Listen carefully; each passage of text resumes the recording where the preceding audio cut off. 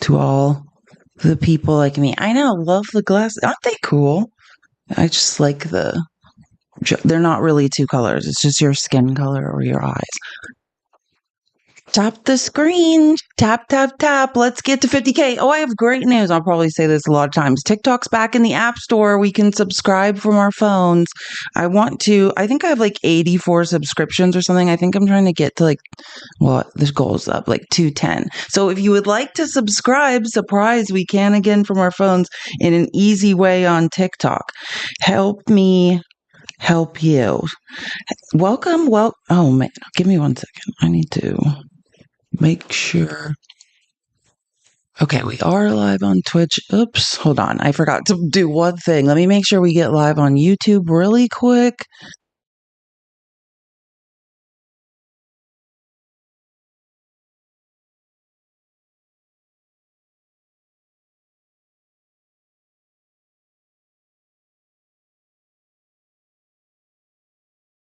You know that paper is more sophisticated now than computers.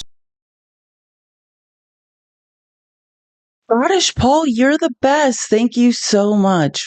I can't wait till I have to seek asylum. Keep working on that asylum paperwork. We're not too far off now for me living in Scotland. That would be so cool. Except for, oh my God, I need the sun. We'll have to get me. I'll be like Julian Assange when he lived in the Ecuadorian embassy for like 4 years and he made them get him like fake sun lamps. So, because he couldn't go outside or he'd be arrested.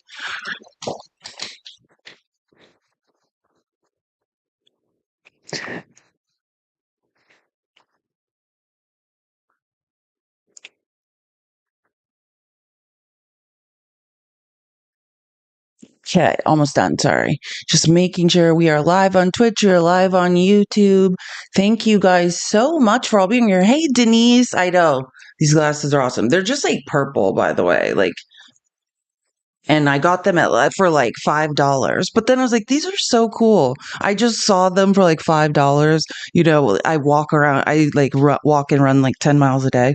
And I just stop at stores sometimes to get water. And I just found them like a week ago for $5.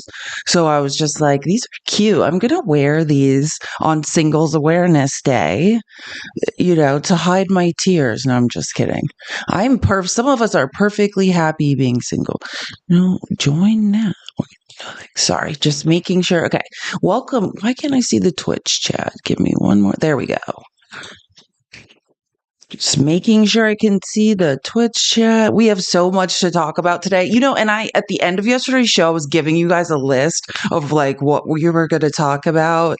And not to say we're not going to talk about those things. We very much are. But man, has some crazy-ish happened. So when things get super weird and important that we talk about them, then I do just change plans a bit. So we will be still talking about it is embarrassing that Pete Hegseth shamed us all in front of NATO yesterday, and we probably will still watch some of those clips, but we're going to have to probably detour a bit. Let me pull up today's... Hey, that's not what's on the screen. Sorry, these are my outlines. This is how my brain looks.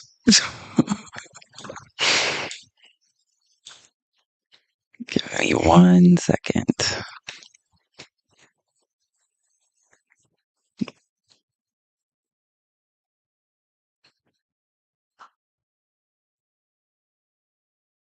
Oh, such funny things.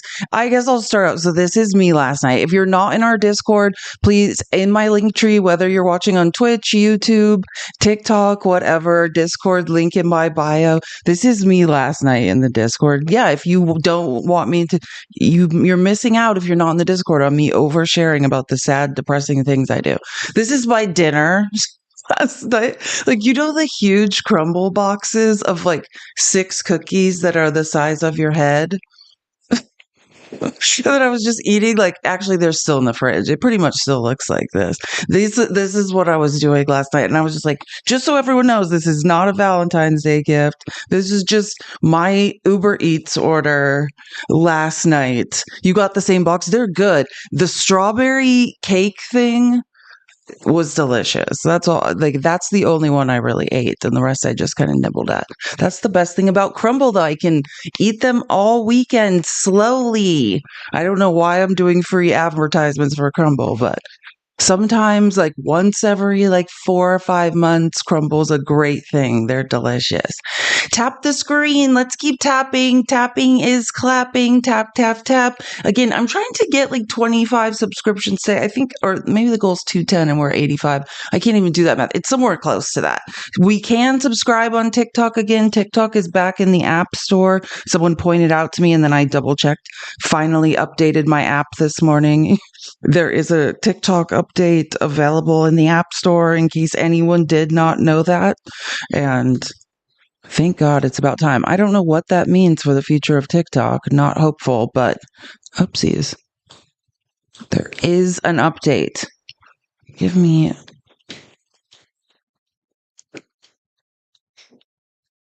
Okay. I'm just going to get going because there is a lot going on today. I wish I could sometimes share with you guys internet gossip. I swear, in the last 17 hours, the weird messages I've gotten, the things that are happening to creators on this app, man, sometimes I wish this, maybe I should thank you, Kim, for upgrading your subscription. I appreciate it so much. You're amazing. Sometimes I wish I should just have a TikTok gossip show or just a show where like I just read or show screenshots of the messages I get and like anonymize them. That could be another show I start because you guys would not even believe the stuff that happens on this app. Truly, truly. Keep tapping the screen. Tap, tap, tap. Thank you, Joanna. Good morning. Your son was, oh, just a reminder, we are raising a child. I talked about this yesterday in my link tree, wherever you are, you can find my link tree in my bio. There's a baby registry at the top. Joanna, our amazing mod, the one who's always pinning comments in the chat and doing announcements. Joanna is a child herself, basically, but her daughter is having a child in 3 weeks. So we're going to raise a baby in Arkansas. It's going to be great. If you would like to help us get like a baby gift or something, that is at the top of my link tree. And we so appreciate you. I have an Amazon wish list there if you would like to get me a Valentine's Day present. But the best way to support me is Cash App and Venmo or subscribing on any one of my channels, becoming a monthly subscriber. As someone who just is doing this for a job and it's a small business, recurring revenue that you can forecast, anyone who has a small business knows this is amazing. Sorry, I'm losing my voice again. Our other mod Cootery is going through it. Like, I've been sick, I got a chest x-ray and they basically told me I had walking pneumonia and it just lingers and lingers. Dr. Danny, who I do the broadcast with on Tuesdays, she has it now. Cootery has it. Chrissy is sick, I believe, with the flu. So it's just these lung infections that are going around America it's awful. Let me get a drink of water because I'm literally losing my voice. And then we will get started.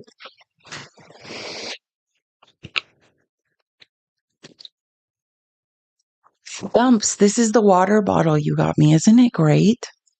Thank you so much.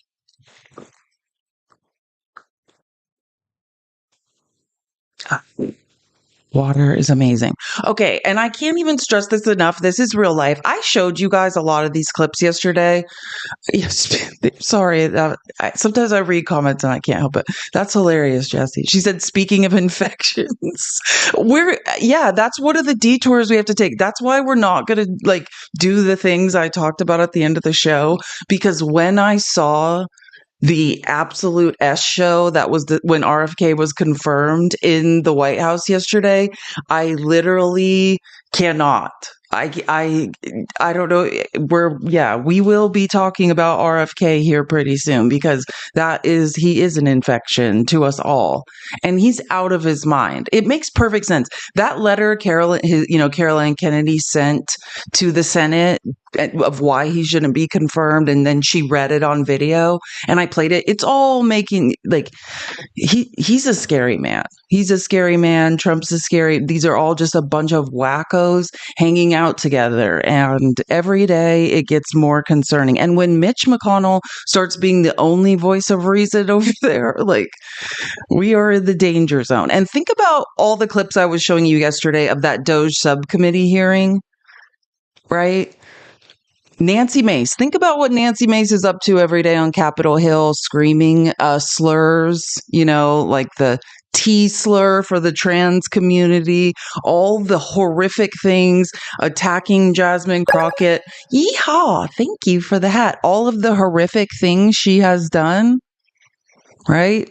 And she's trying to filed a resolution to censure Robert Garcia. I showed you the clip, like he was saying a lot, they were all attacking Margaret at the Doge subcommittee hearing, but also, they were attacking, just talking about Elmo.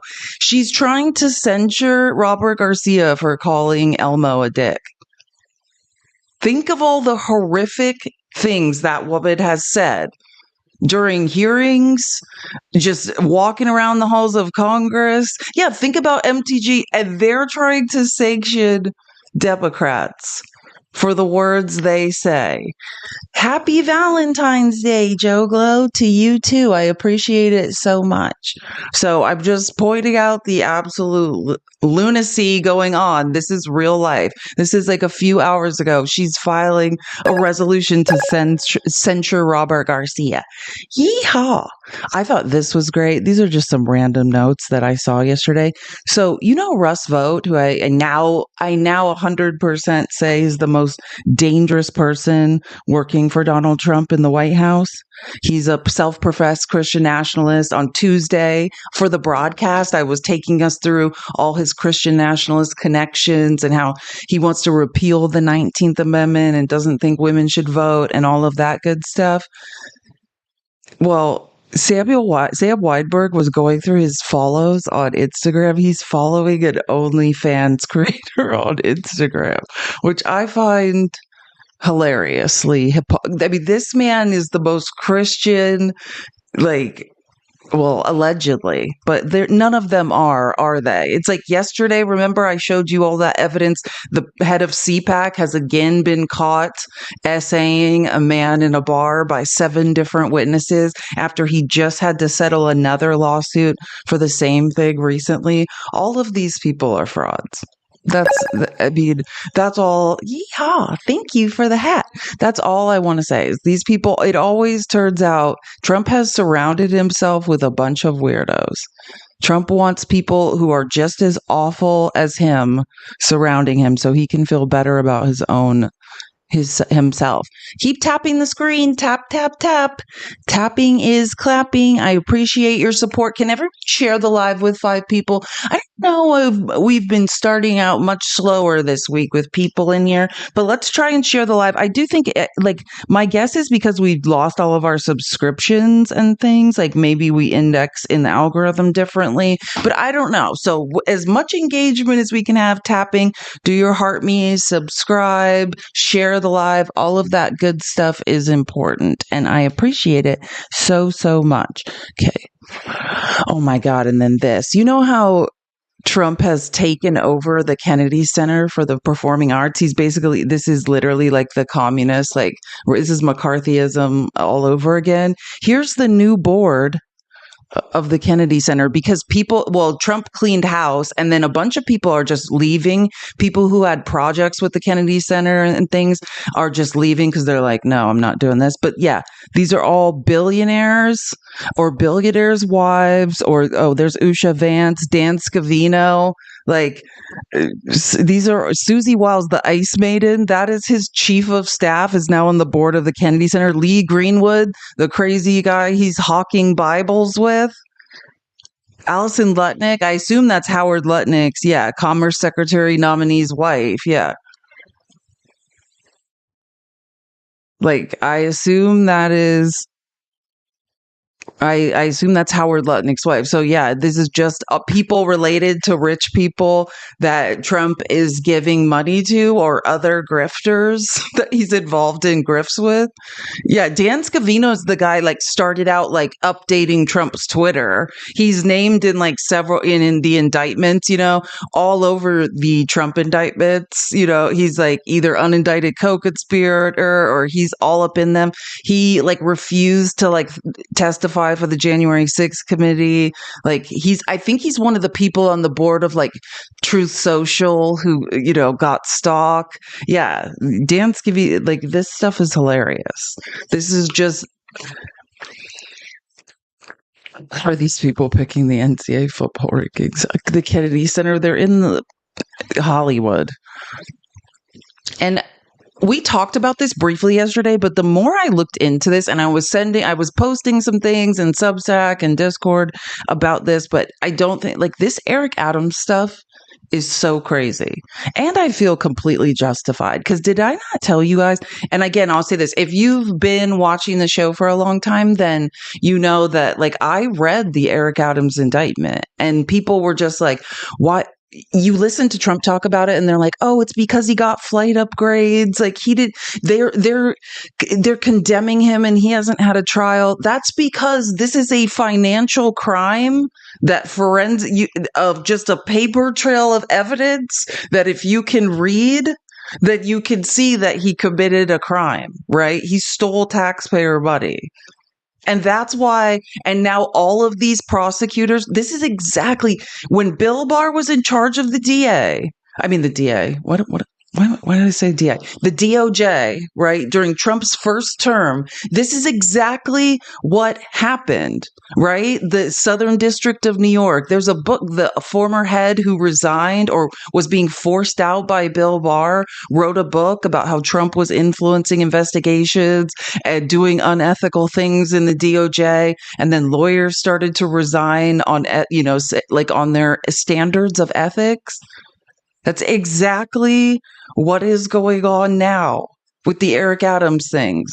Like these are people Trump appointed who are like, no, I'm sorry, I can't work here anymore because this is the shadiest ever on earth.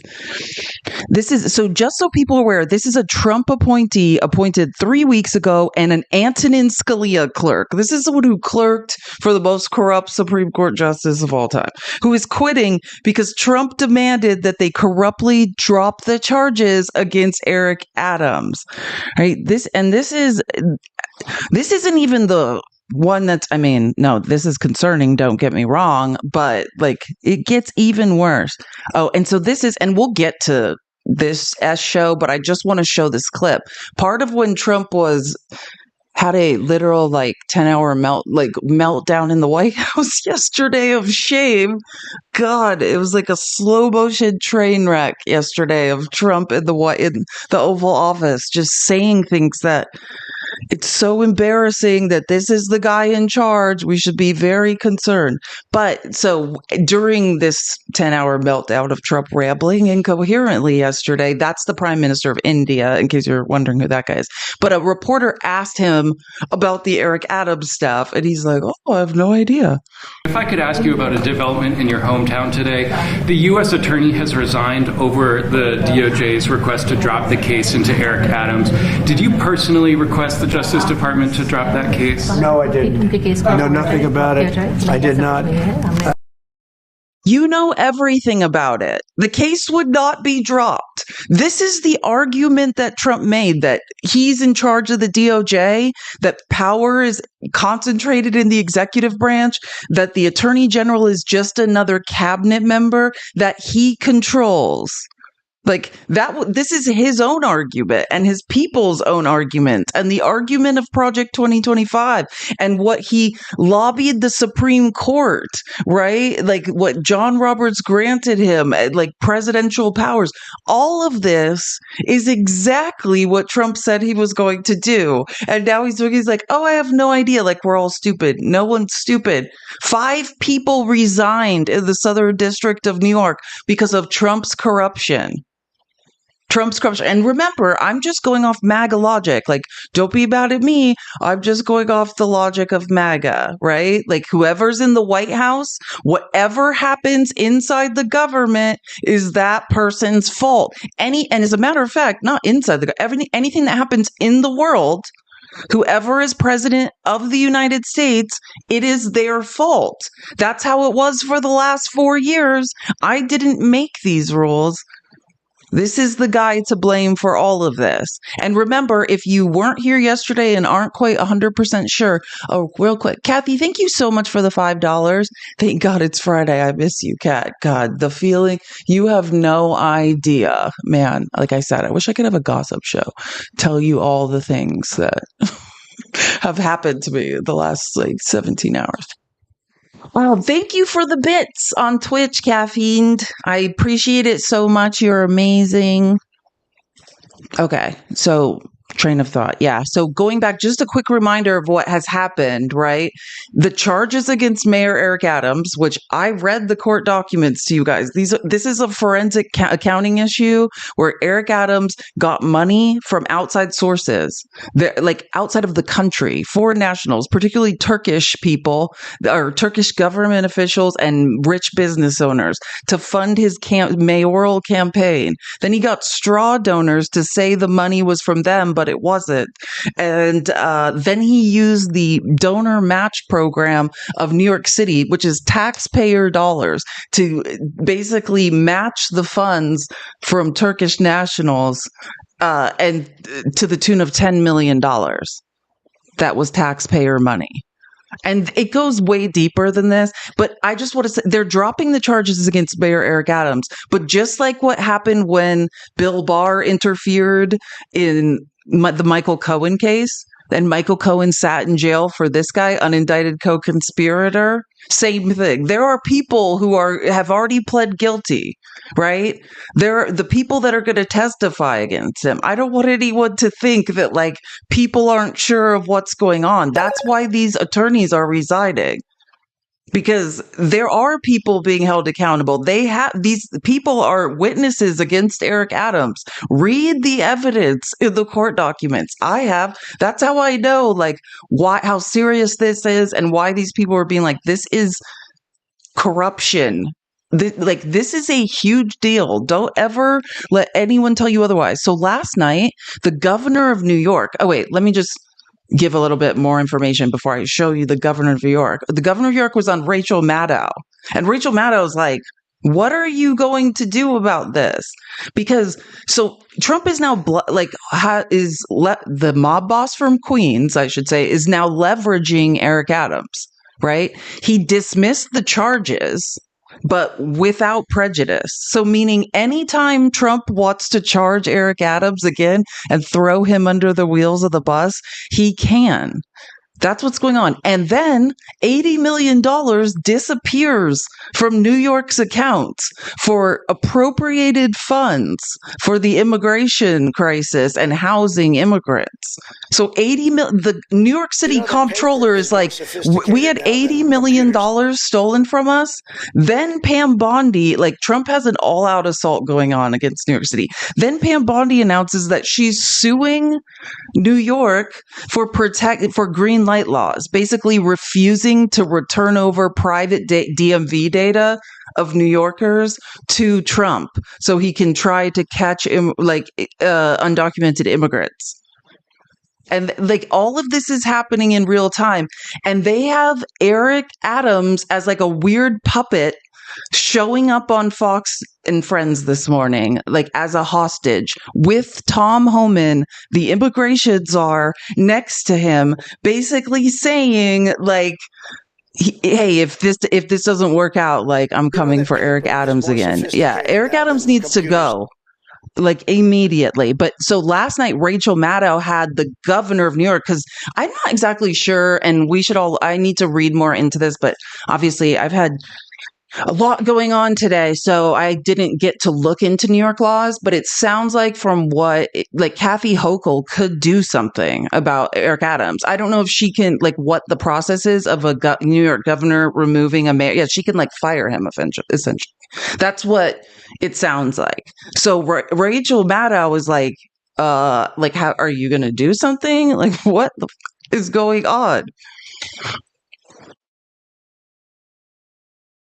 What we've just seen with the resignation of the U.S. Attorney, the Trump-appointed acting U.S. Attorney, the removal of line prosecutors on that case, the demand from Maine Justice to drop that case, the refusal from SDNY to do it, then the resignation of Maine Justice officials who had the case dumped on them, and they wouldn't take it either. This is just an incredible drama in terms of federal law enforcement right now.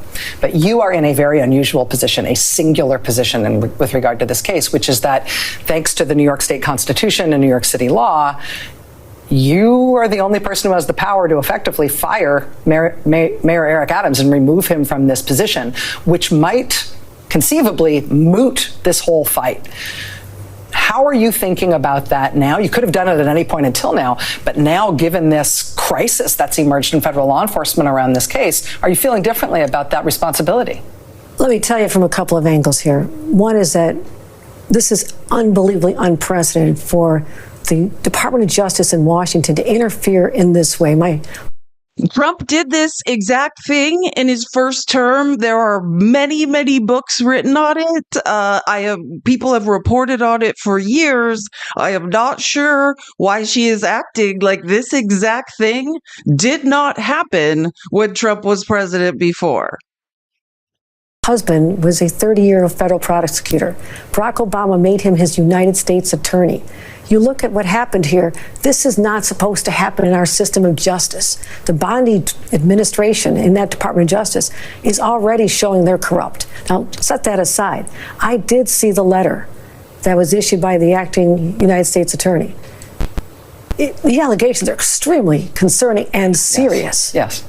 But I cannot, as the governor of this state, have a knee-jerk, politically motivated reaction like a lot of other people are saying right now. I have to do what's smart, what's right, and I'm consulting with other leaders in government at this time. We've got to have one sane person in this state who can cut through all the crap and say, what is my responsibility, guide me to do? And just as when the allegations came out last September, and the city was in chaos, I said, I will intercede, work with the mayor to get rid of a lot of people who are under indictment, calm it down, bring in a new police chief commissioner who's doing an outstanding job.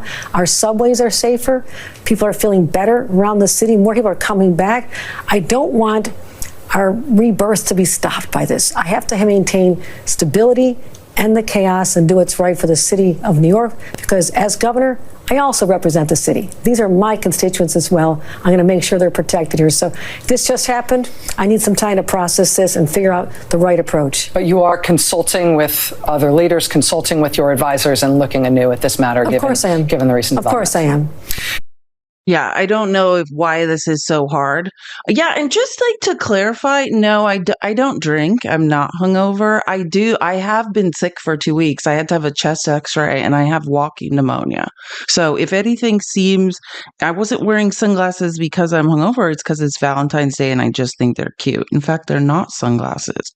They're just purple tinted glasses. But if I seem a little under the weather, I've been on lung steroids for 2 weeks. And yes, I have pneumonia. So that would be, if there's anything wrong with me, that's what it is. Yeah, so Kathy Hochul, I don't know why she's acting like this isn't a big deal. Like, money hasn't been taken from you. Like, we don't know exactly what's going on. And I do encourage anyone who is not up on the Eric Adams things and the level of corruption that Trump is showing by what he has done. Like, this is one of the most egregious things I've ever seen happen. And it's literally not being reported on. Like, it scares me. And like I said, so again, remember, anytime Trump wants to bring these charges back up, they were dismissed without prejudice. So he can. So then, this is yet last night. Then Tom Homan shows up on Fox and Friends this morning with Eric Adams like a hostage, like a puppet next to him. And it's Eric Adams, you have sold your soul, basically. No one ever, for this, New York, this is Eric Adams now. Governor Hochul said last night with Rachel Maddow that she would consider removing you. How would you feel about that? She has her role, I have my role. And throughout this entire ordeal, which I think no American should have to go through, the torment of 15 months that my family and I had to endure for something I didn't do. I didn't do anything wrong.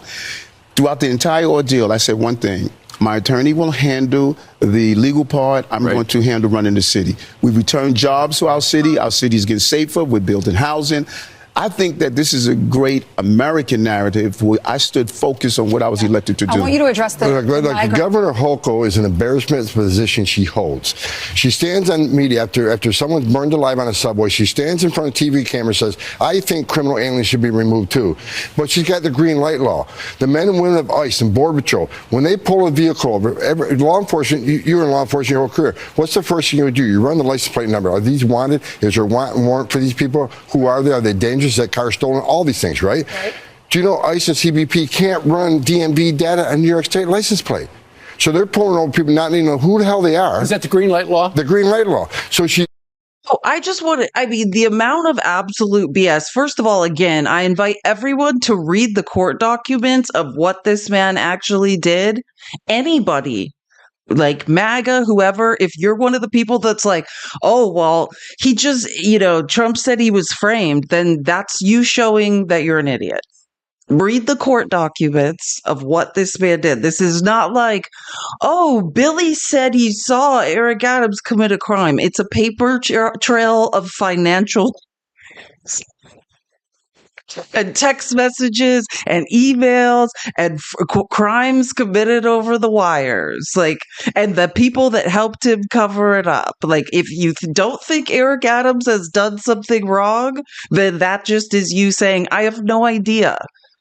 Because this is egregious. And for him to show up, look at this. Look at how pathetic Eric Adams looks. Like, truly, to get a pardon, to get his charges dismissed, he is now a puppet. They're talking about Kathy Hochul. And when he says green light laws, understand what that means. That is New York protecting the private data. Lolita, thank you so much for subscribing. You're amazing. Happy Valentine's Day. That's green light laws protect privacy and data of New York citizens. He's basically saying, hey, New York won't betray their citizens and let us have access to databases of private data. That's what he's saying. That's what apparently makes Kathy Hochul a fraud. Truly. And Eric, the impotence of this man. What you won't do to get out of, to not face charges. Eric, when is this? Is it 2026, New York? When is this mayoral election? It cannot come fast enough. This man needs to go. It's beyond sad. Oh, I haven't even showed you the rest of this. Yeah, it gets worse. On one point, she's saying, well, I think criminals should be removed too, but then she locks us out of DMV data. Right. That'd be like us locking officers out of the NCIC, the Fed zone. Would we do that? No, because officer safety is paramount. She's putting the men and women at ICE at risk every day. The job's already dangerous. So Governor Hochul, she needs to be removed. Everybody needs to be removed. Needs to be her. Yeah, again, he's bad that she won't violate the privacy rights of New York citizens. Like, as a matter of fact, if she did, New York citizens should be pissed. Like, she should fight the release of any data to the federal government with her life. That's what I would want any state governor to do. I don't care if it's a red state or a blue state. Protect my private information. And Republicans used to care about that. And now that they're in charge of the federal government, they want to know everything about us. This is alarming. And yes, I'm sorry, I didn't see who wrote it in the comments, and I always comment on it too. What in the F is wrong with Tom Homan? Why does it always seem like he's just been shot up with Novocaine? He's just muttering, drool is pouring out of the sides of his mouth. He's your weird uncle that's just rambling while just back from the dentist. And now Eric Adams is his weird sidekick on Fox and Friends. This is the Republican, but yeah, we're a laughing stock. I mean, and we'll get to that on the world stage. Don't worry. JD Vance Embarrassing the ever. I thought Pete Hegseth was bad yesterday. Wait until you guys see what JD Vance is up to this morning. Oh my God. Oh, thank you so much. I love that. Let's be honest. For the super chat. Hi, Felice, Mary F. Banish, Margarine, Pam Bondi, and Christine Ohm. Also, you're so awesome. Oh my God, that is just cruel. Mary F. Banish. Oh God, wait. What is? Can I quit? Pam Bondi. Oh God. At least she passed the bar. Okay, yeah. See, I don't want to be around Pam Bondi because all of that, like, election conspiracy stuff she spews, but at least she is like actually past the bar. Actually, should I hate her more because she passed the bar? Is that worse because she, you know what I mean? Because she's not an idiot? Is it?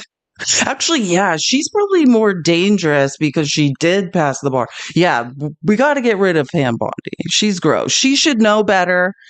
Oh my God. I cannot. I can't. I guess I'm going to be trapped with a dog unaliver for my whole life. I guess I have to marry Christine Ohm. I don't want to touch Margarine, but I also can't spend eternity with her. So I guess I have to F Margarine. It'll be a hate F. And then I just have to like lock Christine Ohm in a closet for the rest of our life. I cannot spend eternity with Margarine. Can you spend the rest of your life talking to Margarine? I cannot. I literally cannot. I won't make it. Pam Bondi is dangerous though. This is part of what we're talking about. Pam Bondi is scary. She needs to go away because she knows exactly what she's doing. See, I'd be in prison. Exactly. Either I'll be no longer with us or be in prison. It won't last long. No, so let's continue on this sham that happened this morning. Well, Mayor, let's talk a little bit about. You've been in the news all week. Yes. The Department of Justice dropped the criminal corruption charges against you. The U.S. attorney here in New York City, the Southern District, she quit yesterday, the acting U.S. attorney. And so did 5 members of the Department of Justice because they felt like being forced by the Department of Justice to drop the corruption charges was inappropriate and they should not have asked. And what she said was, you offered to help with the migration problem and the immigration agenda in exchange for the case being dropped. Think about that. Think about my attorney, Alex Spira, one of the top trial attorneys in the country. Imagine him going inside saying that the only way Mayor Adams is going to assist in immigration, which I was calling for since 2022, right, is if you drop the charges. That's quid pro quo. That's a crime. It took her 3 weeks to report in front of her a criminal action. Right. Come on, this is silly. You know all about quid pro quo. Everyone should read the court documents about this guy. This man is a liar. Just to be clear, this man is a liar. And we'll get to that. And it gets worse. But yeah, I'm just going to show you guys some examples. So if you want to read more into like how egregious what happened in the DOJ and 5 people from the Southern District of New York. And if you don't know why I bring up the Southern District of New York, yes, they were the ones bringing the charges against Mayor Eric Adams. But like the Southern District of New York is like the most like hallowed court in the United States. Like every U.S. attorney wants to work there. Like if the attorneys that have gone through there are like the best of the best. And like 5 of them resigned because they're like, I can't meet my ethics obligations and stay here. And Danielle Sassoon, that's the main one here. And I'm just going to show you this. And this is in the New York Times. I love when the New York Times does this. I put some of this in the Discord this morning, but this is the U.S. attorney, like the head one that resigned, that was, there at the behest of Trump. And basically the scathing letter she wrote, and then New York Times kind of goes through and like does annotations so you can just read like the juicy parts and understand them really easily. It's great. So I just want to show you how horrific what has happened and how corrupt it really is, right? Yeah. So she references the Eric Adams case in the subject line, and she basically said Sassoon to drop the case against Adams without prejudice. That means it can be resurrected later, right? Meaning anytime Trump wants to say, "Hey, Eric Adams, you're not doing what I told you to do," he can bring the charges back shadily. Then Sassoon, only weeks into her job as interim U.S. attorney, has decided to take a stand that she knows will likely cost her her job. She tells Bondi that she can't, in good faith, obey an order that she believes is not in the public interest or consistent with her values of fairness. The fourth annotation, our justice system is supposed to be impartial, Sassoon writes, but she says Beauvais' order would grant Adams leniency solely because he holds a powerful position and can assist in Trump's immigration crackdown. She also suggests that Beauvais has committed misconduct by using the case to coerce Adams to help Trump. And now, how would someone know about this and put it in a letter? This is crazy. We are watching like true corruption unfold. This is remarkable language in which Sassoon accuses Beauvais and Adams of engaging in a quid pro quo to drop the case, calling it a breathtaking and dangerous precedent. According to Sassoon, when this quid pro quo was discussed in a recent meeting, so I just want to be clear, this is a whistleblower saying, I know this happened. I'm beholden to the ethics of the bar and I can't be part of this. Like, according to Sassoon, when this quid pro quo was discussed in a recent meeting, Beauvais criticized one of her staff members for taking notes and collected those notes at the end. Do you guys understand how corrupt this is? They're talking about this openly in the DOJ, that there's an agreement between the Trump administration that Eric Adams is going to help them with immigration, giving access to undocumented immigrants in New York City in exchange for them dropping the targets. They're openly talking about this in meetings.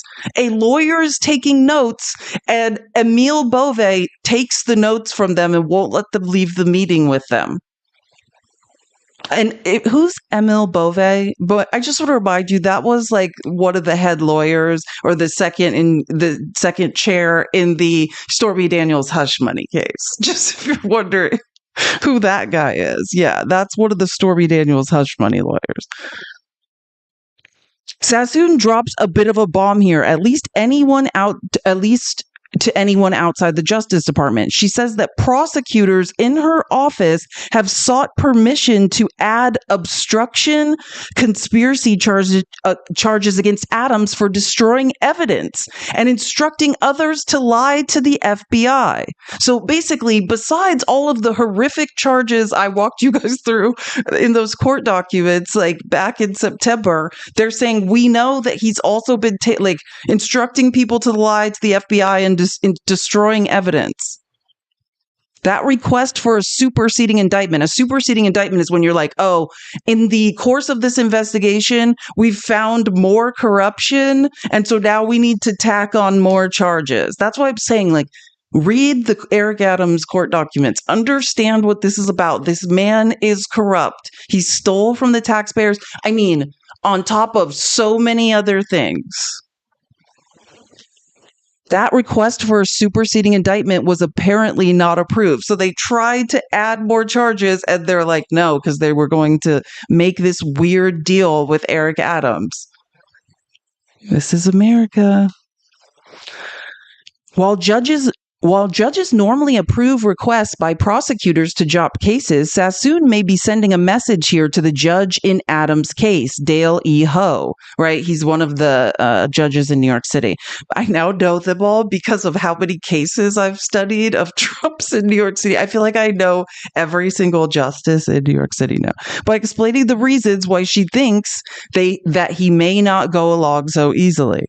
Like, this is basically a plea for anybody to do something. Sassoon, who has reviewed the evidence in the case that has not been made public, says she is confident.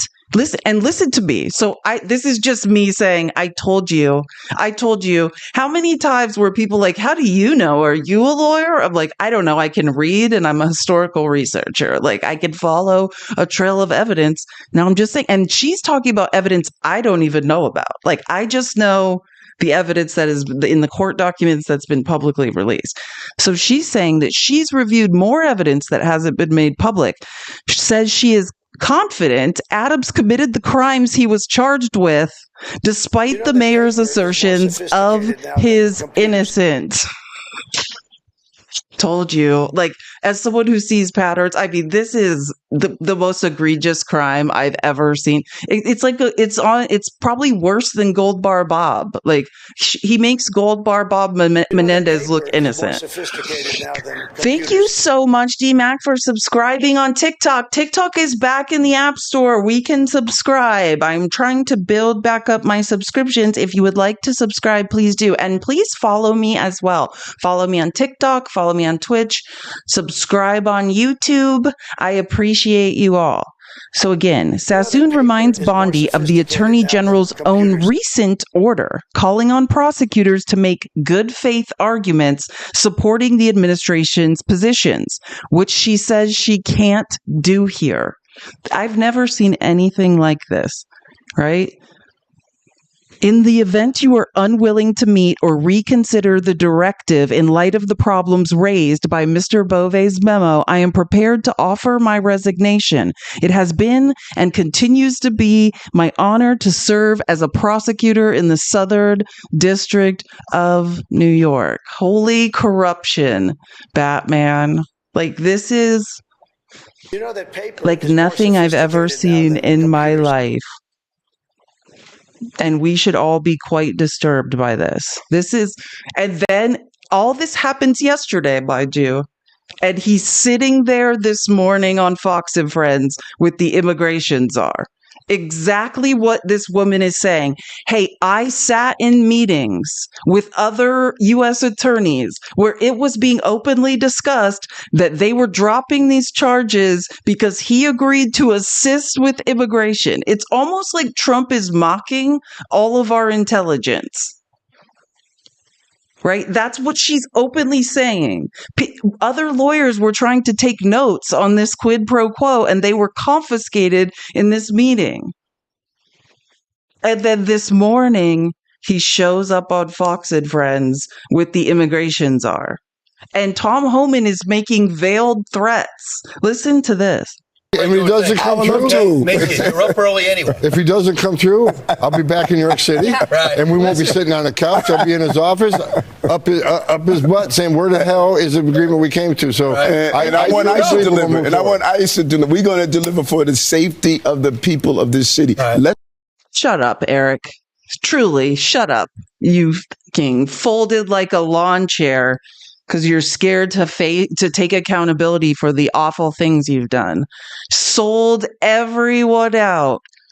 Literally sold everyone out. Like, I just cannot, like, I don't know why this isn't getting more coverage in mainstream media. This is unbelievable. Like, this is real life. Like, I don't know. And so Ron Filipkowski, and Ron Filipkowski is a lawyer. He was a prosecutor in Florida. This is just sheer brazen criminality by DOJ. Adams gets federal corruption charges dropped, not because there isn't overwhelming evidence, but because he agrees to help Homan round up migrants. And Homan says the charges will be refiled if Adams doesn't come through.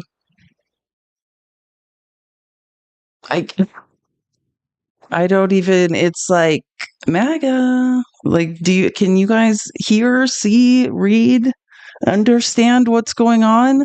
If you're in New York, whether you're a Republican or Democrat, you should not want the mayor stealing $10 million from the taxpayers. And again, many more crimes on top of that. I just want to be clear. But that's the one where I'm just like, this man robbed the citizens of New York City.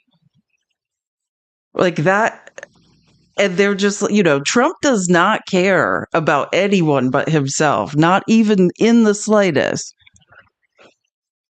Tap the screen. I mean, whatever. I mean, U.S. attorneys are sitting in meetings and it's being openly discussed that they're going to drop the charges because Eric Adams agreed, according to one of the attorneys that resigned yesterday, that it's being openly discussed that this is a quid pro quo for help with immigration in New York City. Eric, God, these mayoral elections can't. But again, apparently Kathy Hochul could fire him. I don't know what she is waiting for. Let's go, Kathy. This is ridiculous. Like, when are we going to learn? We have to oppose these people strongly. We can't be like, oh, I'm looking into it. We shall see. We should be at, we need to be at 200K by 2:00. We haven't even made it to 100K. Let's tap the screen. We can do it. Happy Valentine's Day. If you would like to send me a Valentine's Day present, please subscribe. TikTok's back in the App Store. You can subscribe on TikTok. You can subscribe on Twitch. You can get a membership on YouTube. Or also, this is Cash App and Venmo. Any questions, comments, or things written, I will read aloud periodically. And if you're just joining us, we are discussing one of the most corrupt things that has ever happened blatantly in our faces. And Eric Adams, what are you going to do, though? I mean, this is real life. We'll see. Kathy Hochul can fire him. So we don't necessarily have to wait until the mayoral elections. But this is unbelievable, and I feel very sorry for the people of New York. Now, I just want to talk about J.D. Vance humiliating us all in Munich. I'm trying to think of, and we'll get there because this has been going on for days. Like I said, Trump had a 10-hour meltdown in the White House. Just, screaming the weirdest stuff, talking about election interference, about Russia. But what Trump has basically done is exactly what he implied he wasn't going to do, right? He is saying, anything Putin wants, Putin's basically gotten. Putin was kicked out of the G7 for, invading Crimea. Trump is saying, we're going to let Putin back in the G7. He's saying that Putin's going to come visit America, that Trump is going to go hang out with him in Russia, that they're going to go hang out in Saudi Arabia together. Pete Hegseth was embarrassing us at a NATO conference, acting like this weird mob boss who's trying to leverage people for money. Also, he was saying that the U.S. military is weak and not prepared to fight Russia's army, which we know is a joke based on the fact of what we've seen in Ukraine. Russia barely has an army. Particularly, Pete Hegseth said, we're not prepared to fight them at sea, which is ridiculous. And then he tried to walk some of all that back. But I'm just saying, literally, Trump has been spending the last 24 hours just giving Russia anything they want. J.D. Vance shows up at this conference in Munich this morning and is basically word for word Russian state media propaganda now. That's all we're hearing, right? Russia's interfering in elections in Eastern Europe and doing all sorts of shady things, which we used to talk about all the time in bordering countries. And J.D. Vance is now a mouthpiece of Russian propaganda. The threat that I worry the most about vis-a-vis Europe is not Russia, it's not China, it's not any other external actor. And what I worry about is the threat from within, the retreat of Europe from some of its most fundamental values shared with the United States of America. Now, I was struck that a former European commissioner went on television recently and sounded delighted that the Romanian government had just annulled an entire election. He warned that if things don't go to plan, the very same thing could happen in Germany too. Now, these cavalier statements are shocking to American ears. For years, we've been told that everything we fund and support is in the name of our shared democratic values. Everything from our Ukraine policy to digital censorship is billed as a defense of democracy. But when we see European courts canceling elections and senior officials threatening to cancel others, This is a lie straight from the mouth of Putin. Okay, if you don't know, you could look this article up. I mean, this has been widely reported on all over the world. It has to do with Russia's egregious interference into Romanian elections. And it is a Russian state media talking point that's somehow flipping this around and saying Romania is canceling democracy. They're trying to get Russia to stop interfering in their elections.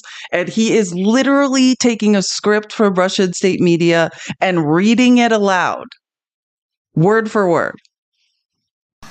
We ought to ask whether we're holding ourselves to an appropriately high standard. And I say ourselves because I fundamentally believe that we are on the same team. We must do more than talk about democratic values. We must live them. Oh, you think so, JD? Can you take some of your own advice, couch boy? This is embarrassing. Now, we're at the point, of course, that the situation has gotten so bad that this December, Romania straight up canceled the results of a presidential election based on the flimsy suspicions of an intelligence agency and enormous pressure from its continental neighbors. Now, no. Many intelligence agencies reported that Russia was completely interfering in Romanian elections, as they do with most of their neighboring countries as they try to piece back together the USSR. Like, you just don't. This is Russian propaganda 101. And this is now MAGA's talking points, that this is reality. This is not reality. As I understand it, the argument was that Russian disinformation had infected the Romanian elections. But I'd ask my European friends to have some perspective. You can believe it's wrong for Russia to buy social media advertisements to influence your elections. We certainly do. You can condemn it on the world stage even. But if your democracy can be destroyed with a few $100,000 of digital advertising from a foreign country, then it wasn't very strong to begin with. Are we ever going to hold Russia accountable for anything? This is the same logic of, hey, Ukraine needs to give up their sovereign territory even because they were invaded, and that's somehow their fault. Russia's interfering in all these elections. Hey, if a little Russian interference is going to topple your democracy, you're not that democratic, is now, oh yeah, nobody was clapping for this. He's speaking in Europe. They're like, like, people were just like, this did not go over well. Like, I mean, have you know, this is the party line now of conservatives. Russia can do no wrong. They've asked that. They've been asking Trump over and over in the White House, like, you keep just saying Ukraine needs to give up on everything. What's Russia going to have to give up? Trump won't say anything that Russia will have to give up. Russia gets everything they want, right? And Ukraine gets nothing. Trump is saying, and I don't think I actually said this, so I don't think I'm explaining it as dire as it is. Trump is saying that Russia and the United States are going to decide the future of Ukraine, and that Europe, and NATO, and Ukraine will not be involved in the negotiations. I'm kidding. This is what he said. And Zelensky's like, yeah, we're not going to listen if we're not allowed to be part of the negotiations. And Europe's like, yeah, we're going to have to be there. That's what Trump is saying, is that him and Putin are going to work it out and like let everyone know. And as we know from what he's been saying, that involves dividing up Ukraine. Trump says he wants the minerals and God knows what Putin wants. You know, the land, the minerals, the deep water access, all of it. Speaking up and expressing opinions isn't election interference. Even when people express views outside your own country, and even when those people are very influential. And trust me, I say this with all humor, if American democracy can survive 10 years of Greta Thunberg scolding, you guys can survive a few months of Elon Musk. But what German democracy... Thunberg is like the child climate activist. I just want to be clear of who he's talking about. What no democracy, American, German, or European, will survive is telling millions of voters that their thoughts and concerns, their aspirations, their pleas for relief are invalid or unworthy of even being considered. Democracy rests on the sacred principle that the voice of the people matters. There's no room for firewalls. You either uphold the principle or you don't. It is unbelievably hypocritical. He's spewing Russian state propaganda who regularly silences their people. They aren't even, if they disappear, they fall out of windows. Like, are you joking me?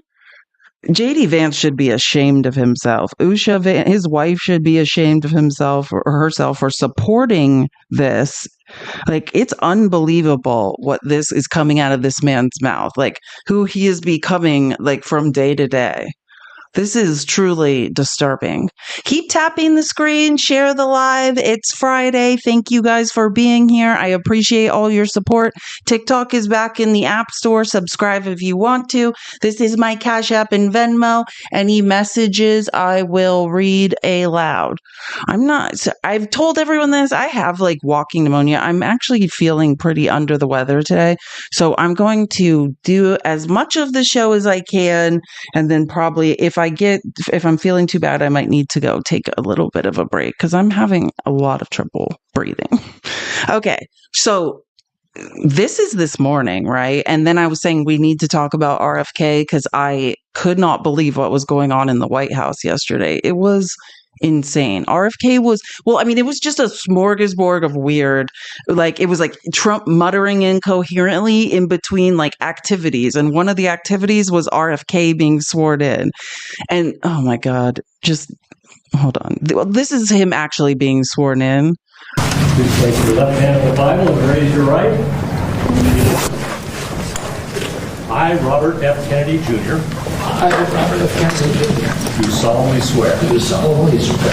That I will support and defend. That I will support and defend. The Constitution of the United States. The Constitution of the United States. Against all enemies. Against all enemies. Foreign and domestic. Foreign and domestic. That I will bear true faith and allegiance to the same. That I will bear true. Yeah, no one really cares. We don't need to watch all this. But then it gets super weird. Okay, so he's sworn in, and then like it's RFK's turn to like say something, and it's like he wrote this like creepy like love letter of delusion and narcissism to Donald Trump.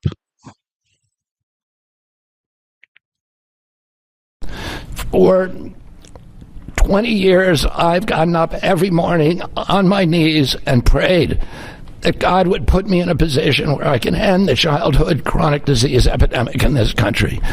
On August 23rd of last year, God sent me President Trump. And he gave me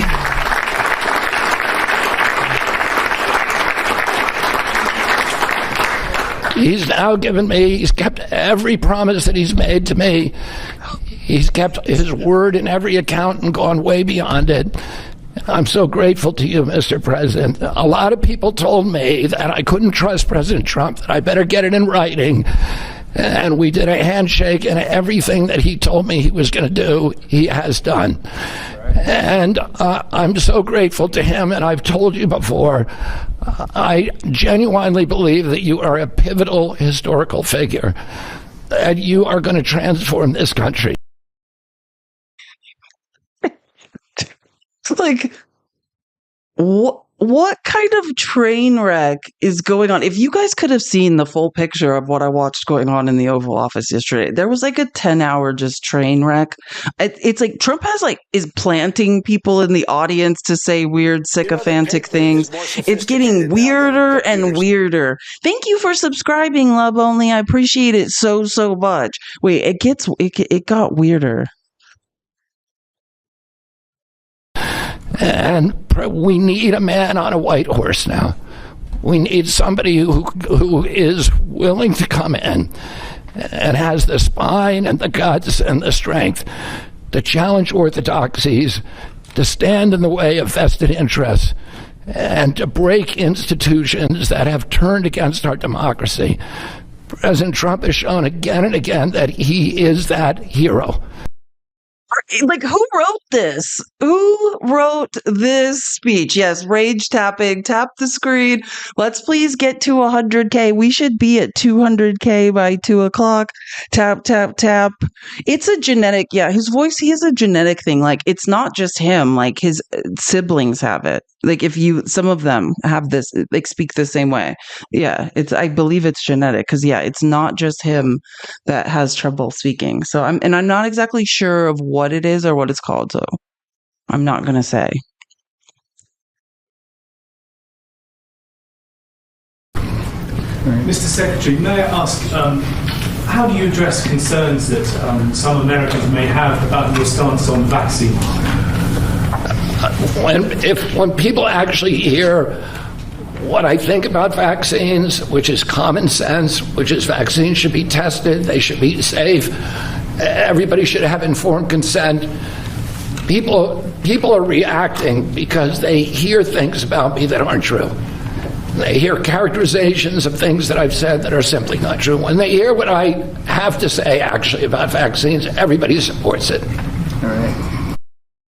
What a liar. No, nobody supports anything you say. You're out of your mind. As a matter of fact, nobody can support what you say because even if someone agrees with the lies you told about vaccines, then you've contradicted yourself on all of those. You speak out of both sides of your mouth. So nobody on any side of any issue can support a thing you say because you don't make any sense. And I'm just saying, I have no idea what is wrong with RFK's voice. The reason I said it's genetic is because when I was campaigning for Kamala Harris, I met his sister on the campaign trail. And that's when I realized, it's not like other members of his family speak like that. That's why I'm saying that. He's not the only one in his family that speaks like that. So I am not a doctor. I don't know, period. I'm just saying.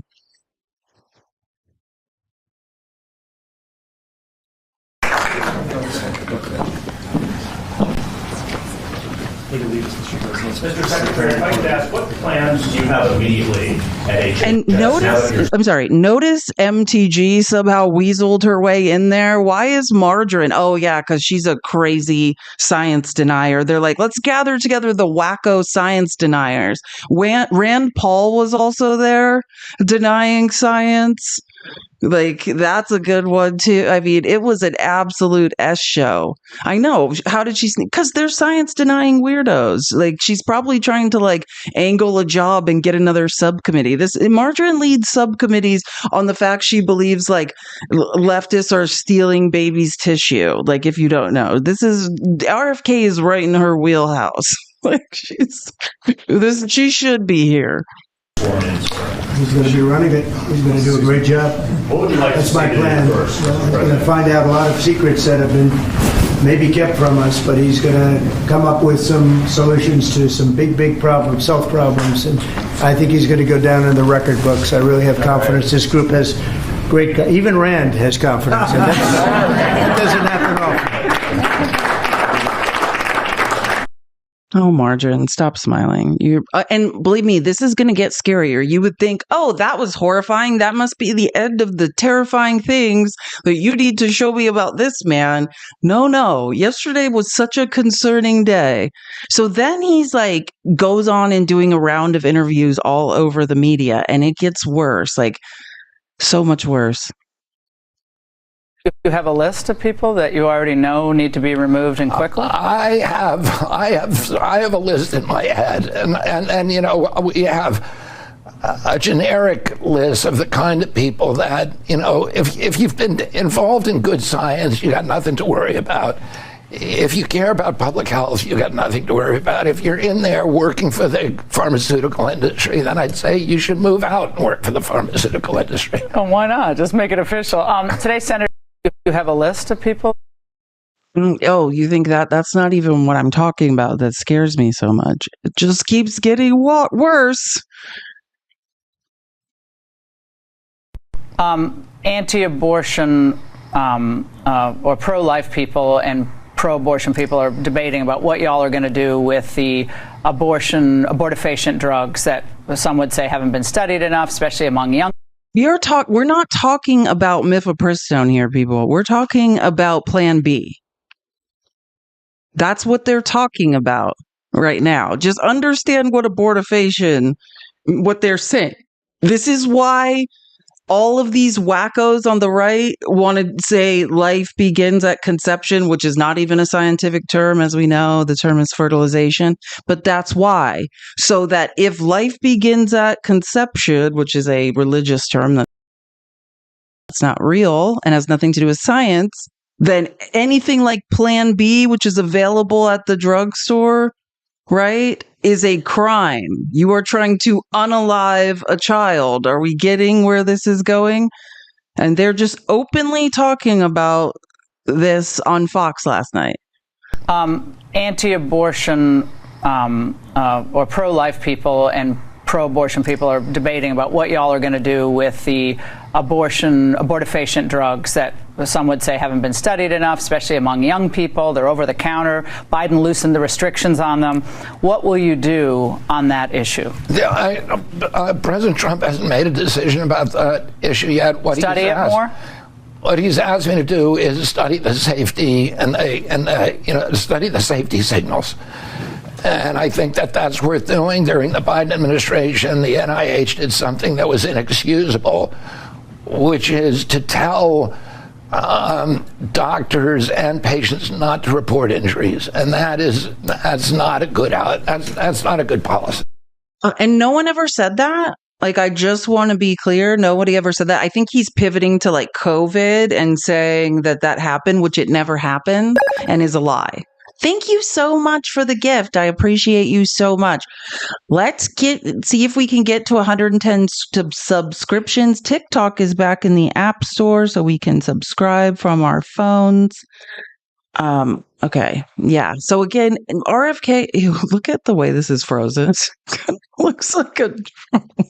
That's about how I picture him for the next 4 years. This is how I'm going to be picturing RFK. Bye every. Oh gosh, keep tapping the screen. Where are we at here? Tap. We should be in 14 minutes. We're supposed to be at 200K. We're behind on our tapping, but we can do it. I'm never going to forget this picture of RFK. Oh man. And so we want to do a number of things, but not take away choice from people.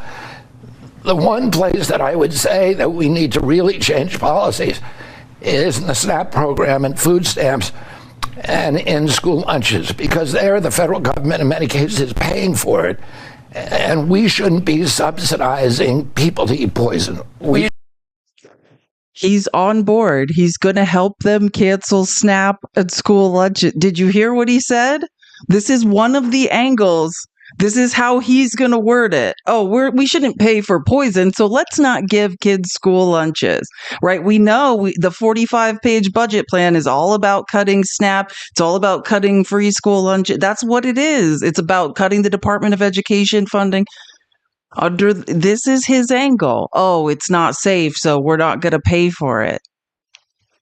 Right. And that's how they're going to cut it with all of these restrictions, work restrictions, types of food you can get restrictions. It's terrifying what we are watching unfold. So, okay, that's RFK. Then things get weirder in the Oval Office, right? Like Trump was just sitting around yesterday in the White House saying insane things.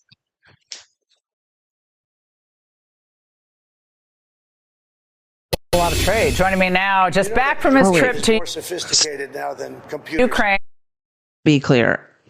If you don't know who this guy is, sorry, I forgot. I put a couple of clips in because after RFK was on Laura Ingram's show last night, then she had not only RFK last night, she had Scott Bessent. That's who this is. This is the guy in charge of the Treasury, right? This is the man who is learned at the feet of George Soros. Who Trump had MAGA, conned into thinking was a con. This is George Soros's protege who started his own failing hedge fund and now is Trump led into the Treasury. Yeah, you guys are draining the swamp. Keep up the good work. Thank you for subscribing, y'all. Carl, Queen Boff, thank you for subscribing. And why can't I see these easier? appreciate you guys so much. I need to start doing this all from. Thank you guys. I appreciate it. No tax on tips. Any day now, we're going to get there. So Scott Bessent also was on there. And then after him, Tom Homan was on. It was like Trump marched his the swamp out to say a bunch of crazy things. Treasury Secretary Scott Bessent, Mr. Secretary, now the usual suspects are asking, why won't the tariffs, if they're raised, create inflation? And to that you say? Well, Laura, during the great inflation of 22, 23, all we heard was that it was transitory. The ultimate transitory hit is if prices go up, and I'm not sure they will, because a huge amount is absorbed by the currency, big amount is absorbed by the foreign producer, but if they do, we could see a one-time slight increase, and it would be very slight, and vis-a-vis inflation, relative. This man is a liar. Prices are already going up. What are you talking about? Core inflation has gone up. And you know what's so crazy is Laura Ingraham fact-checked him. You know what I'm saying? Like, that's where we're at. If Laura Ingraham won't go along with your lies, and you know why? And I've mentioned this a couple times, like the Wall Street Journal, Rupert Murdoch owns Fox News Corp. He also owns the Wall Street Journal. And they have been doing some real reporting on the Trump administration. Like they've been doing a lot of exposés, bringing out a lot of things. And, the Wall Street Journal is actively reporting about how tariffs are going to raise prices on Americans. And I don't know why she did it, but she did actually fact check what he was saying. To everything else President Trump is doing, lowering energy costs, deregulating, and common sense policies, inflation is going to go down overall. Well, if other countries retaliate, prices may go up. This is the Wall Street Journal's point. Yeah, that's not true, Scott Bessent. That's not what happened when inflation numbers just came out. Stop lying. Trump himself was in the White House yesterday saying prices are going to go up. They already are. They have. Companies report on it in their earnings calls. They're already baking in price increases into what they call pricing matrix to handle the effects, to offset the effects of Trump's insane policies. And then he just says he agrees with Elon Musk. That's a big nut that we carry. Now, Elon Musk says that he could find, Mr. Secretary, as much as $1 trillion in savings with the waste, fraud, and abuse that's littered throughout our government, and that itself could bring down inflation, perhaps. Your view on that? I'm in complete alignment with Elon on this, and I think you and I are roughly the same age. And we went through these numbers yesterday. Again, all of the replays of my show are available on YouTube day after day. So if you ever miss a day or want to know, we went through the Doge numbers that are all lies, right? That people have actually fact checked all of these things, right? He's actually, when he says they found $789 billion of whatever, those are actual estimate reports that Biden's administration came out with, right? When they were trying to figure out how much waste Elon has actually found, they were told, it's all on his X profile.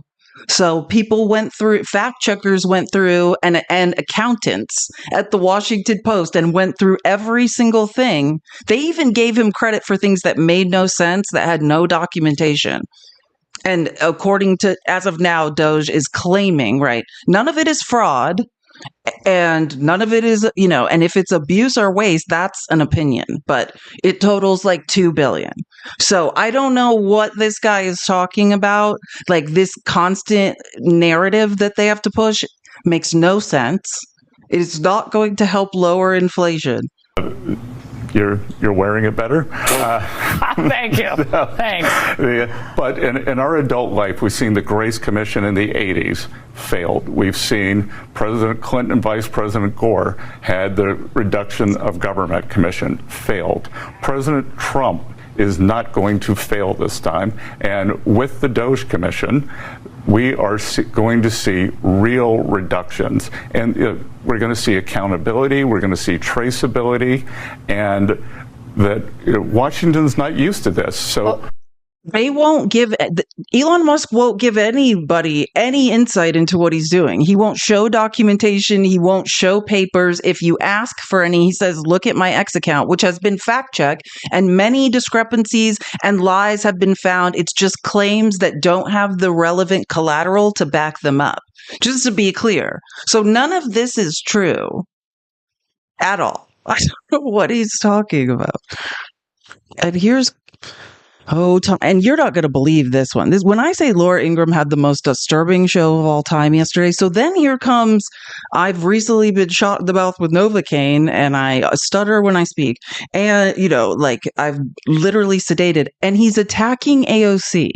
Now, I've talked about this a lot when I'm presenting information on the immigration crisis and this mass deportation effort. And I've said that, I follow Aaron Reichlin Melnick. He testifies in front of Congress constantly. He's one of the most famous immigration lawyers in the country. So I get a lot of information on him. I believe he's on Blue Sky and X. You can follow him. He's great. And it's been widely reported by immigration lawyers that, once you're detained by ICE, the only access to due process these people have were these presentations where pro bono immigration lawyers would come to these, prison camps or tent cities or deportation centers or wherever they're holding these people at this point.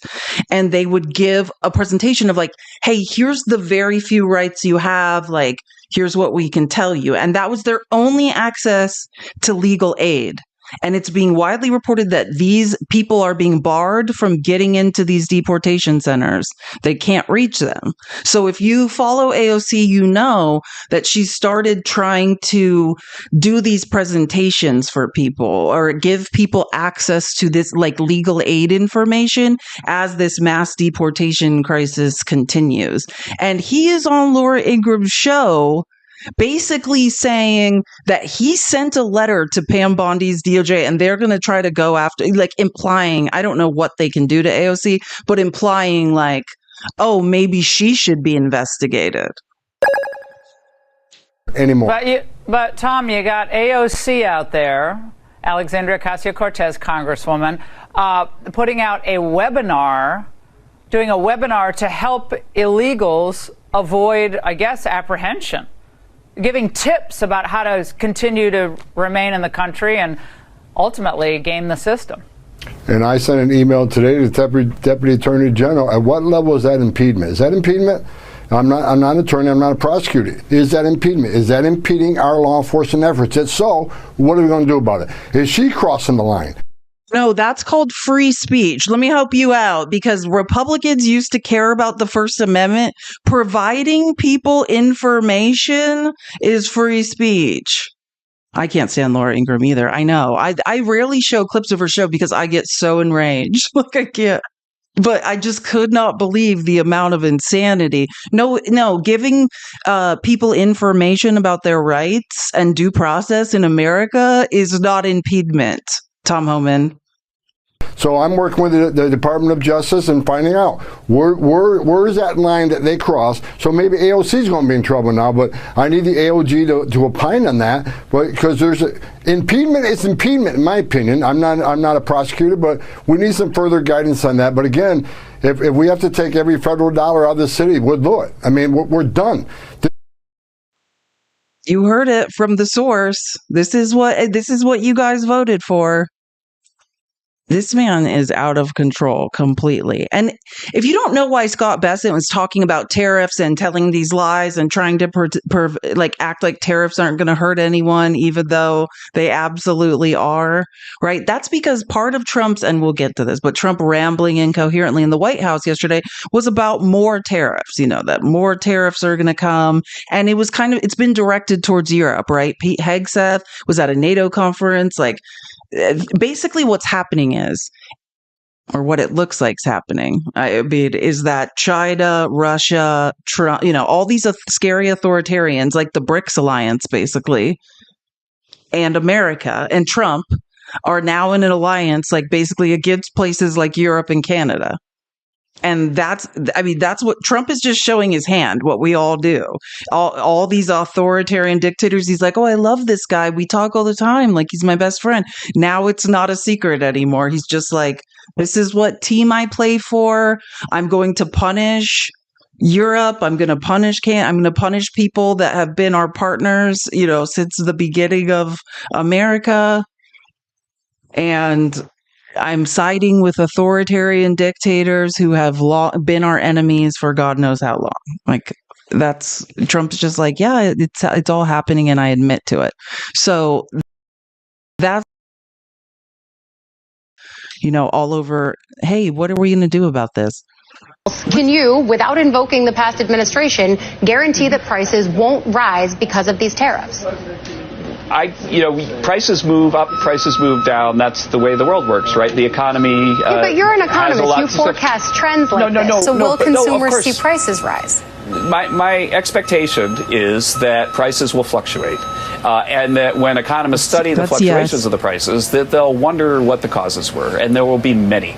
And so am I confident that there won't be strong evidence of a price effect of tariffs? Yes, I am confident. These people are Republicans lying for Trump, right? What do you mean? Trump promised on day one prices would go down. Now they're like, oh, I guess they are going to go up. This is what you guys voted for, to be gaslit and lied to. Gaslit and lied to. This is Trump in the White House. This is more of the crazy of him rambling incoherently yesterday. Tariffs, who do you think voters should hold responsible? Oh, I think what's going to go up is jobs are going to go up, and prices could go up somewhat short term, but prices will also. Oh, prices could go up now. You were supposed to be bringing prices down. We know you have it. We know prices are going up. The numbers came out on Monday. Inflation is up. Core inflation's up. So we know what you've done. But now he's just openly saying it. Oh yeah, prices are going to go up. That's not the lie you told to get elected. Who do you think voters should hold responsible? Oh, I think what's going to go up is jobs are going to go up, and prices could go up somewhat short term, but prices will also go down. And I think the farmers are going to be helped by this very much, because product is being dumped into our country, and our farmers are getting hurt very badly by the last administration. The last administration hated our farmers, like at a level that I've never seen before. I think our farmers are going to be helped. Jobs are going to be helped, but our farmers are going to be helped. Our manufacturers are going to be helped. And again, I go, when will you be tired of being lied to? When? Trump is selling out the farmers again. Let me remind you, we are still bailing out the farmers from the first time Trump sold them out in his first administration. And then now he's just, this is 24-hour-a-day gaslighting. And then trying to blame it on Biden. No, we're bailing out the farmers because of your tariffs and your trade war with China in your first administration. Meanwhile, on top of that, Trump is again effing over the farmers in real time because of all the federal funding freezes and stuff. And then just lying to their faces and saying, oh yeah, prices are going to go up. Every single thing Donald Trump has said has turned out to be a lie. I mean, those are just the facts. I'm just tracking what he's saying. None of it has turned out. He hasn't delivered on one thing. Oh, wait, I'm sorry. No, he has for billionaires. And for Elon Musk, the new $400 million armored vehicle contract. Yeah, I'm sorry. He is delivering for certain people. Just not any of us. But yeah, no, there are people who are getting something from him. Thank you for subscribing, Chardonnay. I appreciate you so much. Yeah, he's coming through for certain people, just not for middle class America, for farmers, for, poor people, just for billionaires, technocrats, for authoritarian dictators in other countries. Things are going good. Things are going good for them.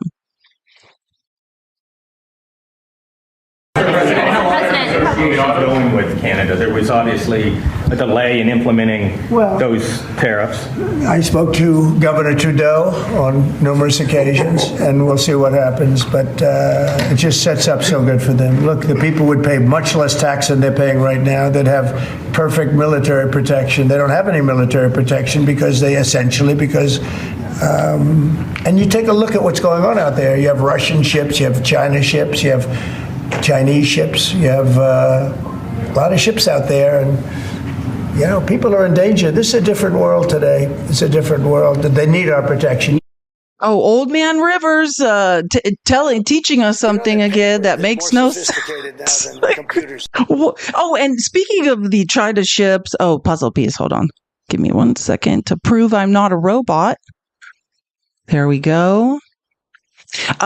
Just speaking of the ships, that he's Old Man Rivers mumbling incoherently about, like, we had to hear about Biden. Like, are you effing he can't even speak. But speaking of those ships, are you guys aware that, like, this huge aircraft carrier, I don't know if it was nuclear or not. I want to say it's like a nuclear aircraft carrier, like, collided with another ship, like in the middle of the night or something. Well, our time. Like, is anyone aware that this is going on? Like, oh my God. Actually, I think I might have hold on. I don't want to, I was about to say, don't quote me. I just said it, but yeah, it's something pretty much exactly like what I just said. But yeah, you can look that up yourselves. It was a nuclear aircraft carrier. Yeah. Thanks, Navy vet. Yeah. One of our nuclear carriers ran into another ship. I'm laughing so I don't cry. I don't think it's funny. Meanwhile, we've got this guy muttering incoherently and telling lies and talking about taking over Canada. Elon Musk and the efforts that he's undertaking with your authority. You granted him new authority this week. Will he secure any new government contracts while he is working on Doge? No, not if there's a conflict. If there's no conflict, I guess what difference does it make? But we won't let him do anything having to do with the conflict. Are you It's all a conflict. Like, just to be clear, it's all a conflict. The man, an unelected rando who nobody wants doing anything, who gets someone brought this up in the chat and asked if it was a day or a week. He's getting $8 million of welfare, right? The Republicans are saying our grandmothers can't have their $65 a day of Social Security.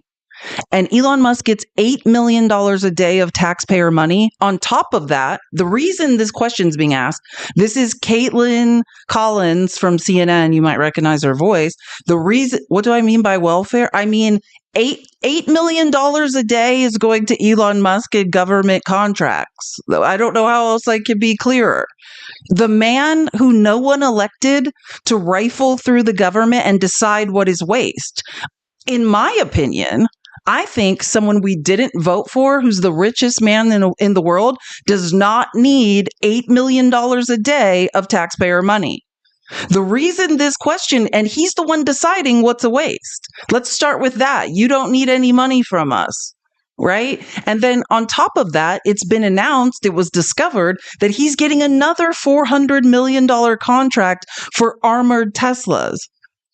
And when this was found, they edited the contract, because we know, thanks to things like the Wayback Machine and stuff, when the government sneakily tries to start changing information, it's easy to see. And he's still getting the contract.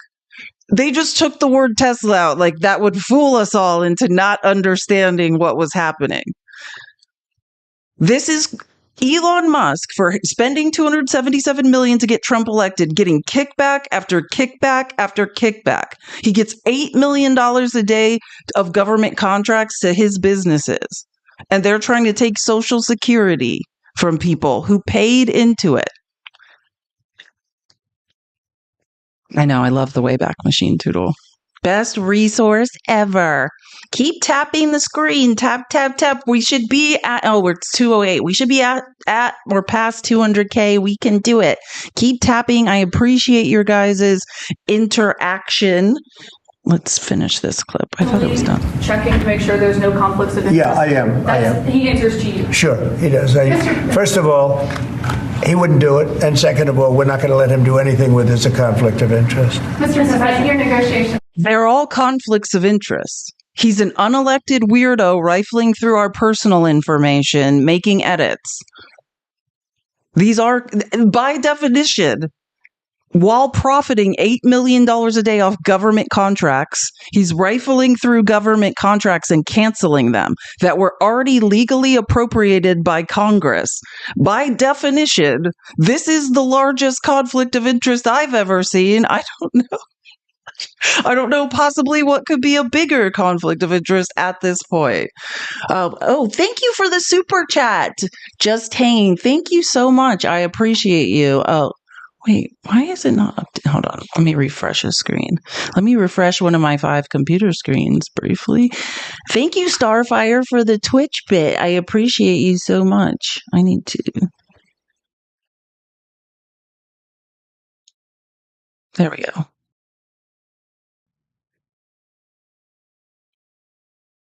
Oh, never mind. It's not. Sorry, talking to myself. It's Friday. I can talk to myself a little bit. Now you know what I'm like when I'm alone.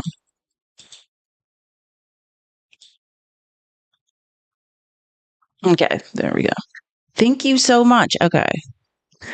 Moving on to some more crazy.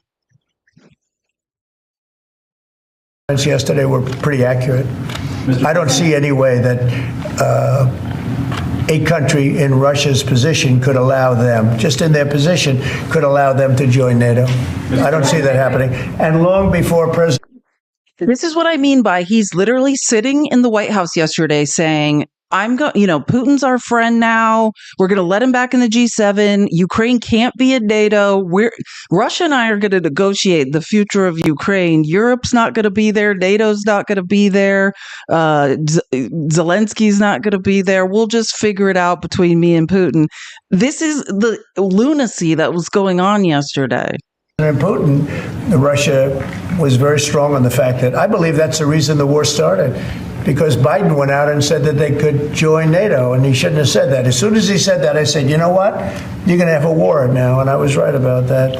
This is a war that would have never happened if I were president. You don't think it Can't stand this lie. I just want to be clear that there was a war going on during his presidency, right? That's when these huge incursions into the Donbass were happening. The no new wars delusion continues under this guy, and all you have to do is look it up. Also, we were in a proxy war with Russia during this man's presidency. Ever heard of a place called Syria? I can't live in the alternate universe of Trump's revisionist history. And that's the thing, MAGA. At some point, you should feel bad that you are fooled by any of this. Do you? We all have a supercomputer in our pocket all day long, and somehow you guys can't find your way out of a paper bag. I don't know at what point you all are going to take responsibility and get the free education that you could get at any point. Thank you so much, Susan, for the $1. I appreciate you. I hope you're having a good day at work. It's always nice to spend the day with you. President Biden's fault, not President Putin. I mean, he's the one. I think Biden is incompetent, and I think when he said that they could join NATO, I thought that was a very stupid thing to say. I thought when he said, well, it depends if it's a minor incursion. In other words, it's okay if Russia does a minor incursion. I thought that was a very foolish thing to say. Do you understand how idiotic that is to say? This is a man who incursions were happening. Russia was literally engaged in multiple incursions into Ukraine while this man sat in the White House and ignored it. I mean, I'm not saying he ignored, but you know what I'm saying. And his line is that it never happened. And that's what I'm saying with narcissists. When you listen to them, they're just confessing to what they're guilty of, and then they just point at someone else. And they're like, oh, he did that. It's but everything they're saying is just a confession of what they are guilty of. That's literally how it was. When I was a child and my mom would yell at me, it was like she was just explaining the things she had done and then projecting it onto me 24 hours a day. When you listen to Trump, everything he's accusing other people of election interference, think about it's like his list of crimes.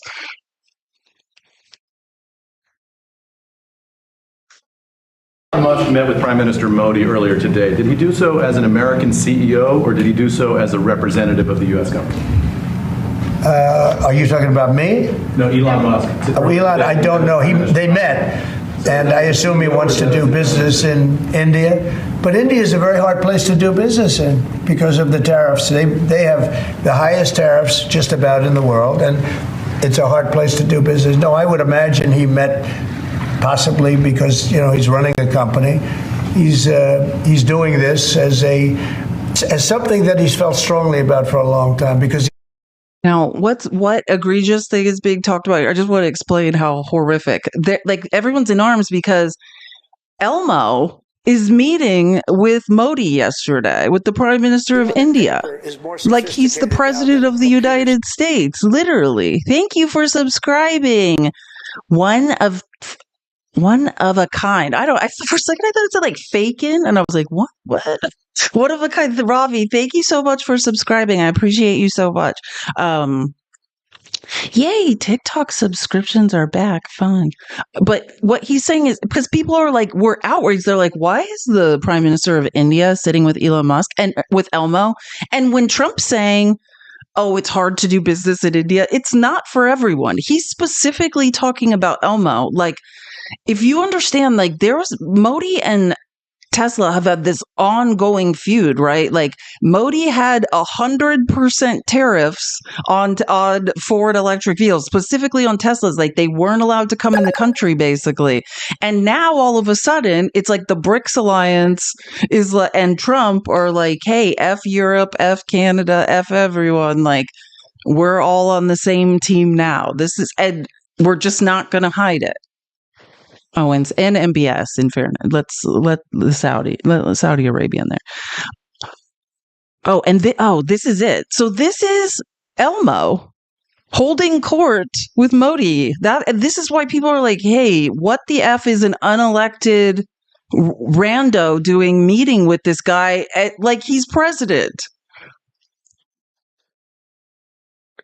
And this is what Modi was saying. Had a good meeting with Elon Musk in DC. We discussed various issues, including those he is passionate about, such as space, mobility, technology, and innovation. I talked about India's efforts towards reform and furthering minimum government, maximum governance. Yeah, this is an authoritarian. Okay, cool. Awesome. Nothing to see here. Country, in all due respect, they took the business away. Taiwan took our chip business away. We had Intel, we had these great companies that did so well, and it was taken. Hey, just to be clear, Taiwan did not take our chip business, right? Because of Republicans and conservatives and crony capitalism and Reaganism, right? That's what happened. That's the rise of globalism was brought on by conservatives and crony capitalism, right? And what do I mean by that? Why aren't we producing things in the US anymore? Because slave labor, right? Because American corporations started to say, where can we get people to produce things the cheapest? And that's not in America because of labor laws.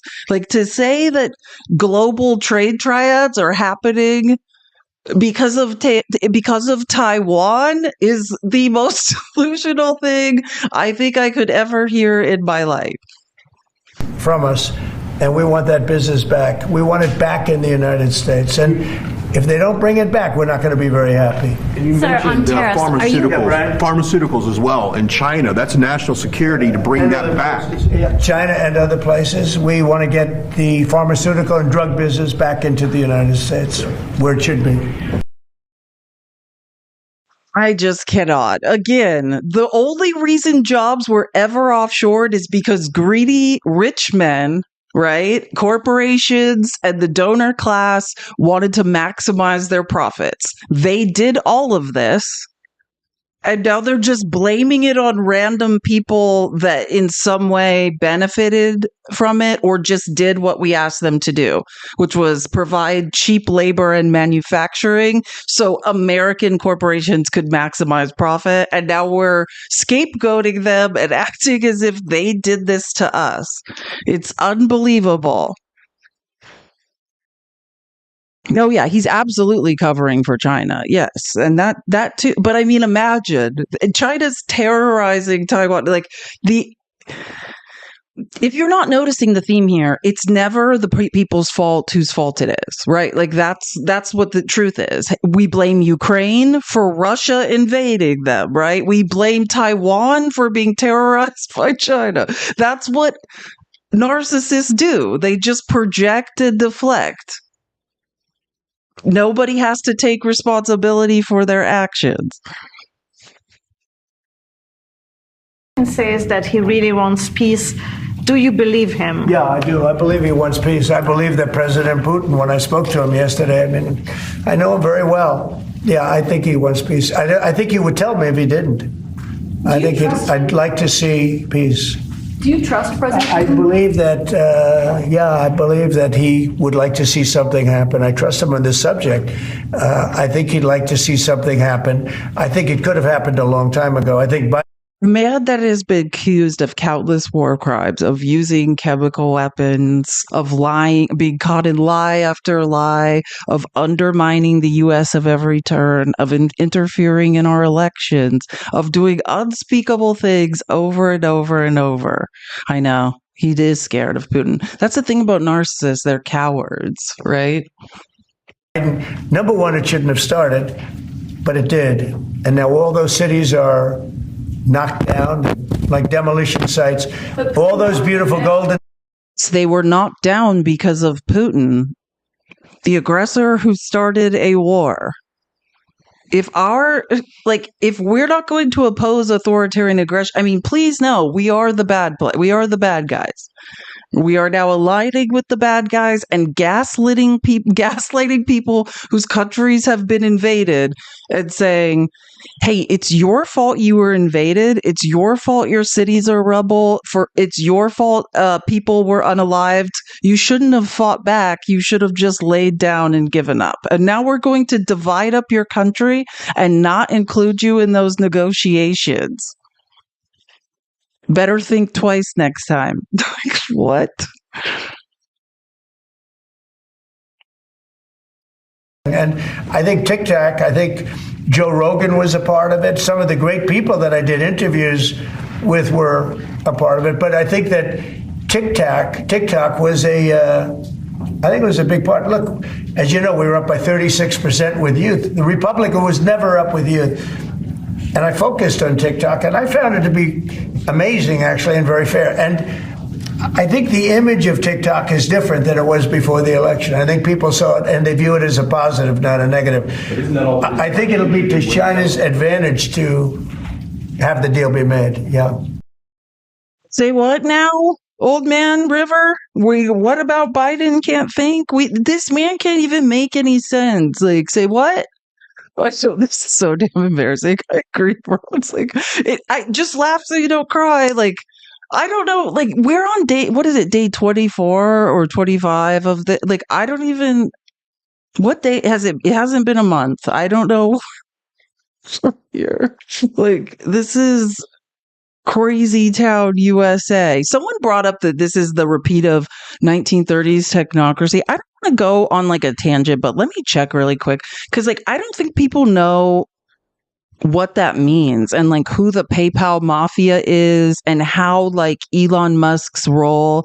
Like, people know maybe who the current PayPal mafia is, but like people don't really understand like that their grandparents were like South African apartheid and these technocrats who wanted to undermine democracy, right? Like it's just because I'm listening, I love to learn and I'm a history major. So let me see if I can find, I actually have a video on this, and I'm like, I don't know if this is appropriate or to play it or not, but I do have a video somewhere on this, and it's quite interesting, actually. I'm trying to think of what presentation I had it in. Is this? Oh yeah, I found it. Okay, cool. Hold on one second. Because this is fascinating stuff. This is just basically, this is what has infiltrated our country. This is who Elon Musk and Peter Thiel are. This is who their parents are. Who are the PayPal mafia? And how are they linked to apartheid-era South Africa? Well, they're a group of men who are at the top, the founding of PayPal, all of whom in some way or other grew up in South Africa as children. You've got Musk himself, who was born in South Africa and lived there, went to high school there until he was 18. Musk's grandfather, Canadian grandfather, had been the head of the Canadian branch of a political movement in the 1930s called Technocracy Incorporated, which in essence wanted to scrap democracy in the United States and Canada and have technocrats rule the country, which might sound familiar. That becomes a de facto fascist party, is banned during the Second World War, and then the grandfather moves to apartheid South Africa, having had no connection to the place, in 1950 because he likes the sound of apartheid. And even Errol Musk says of the grandfather, he was an open neo-Nazi.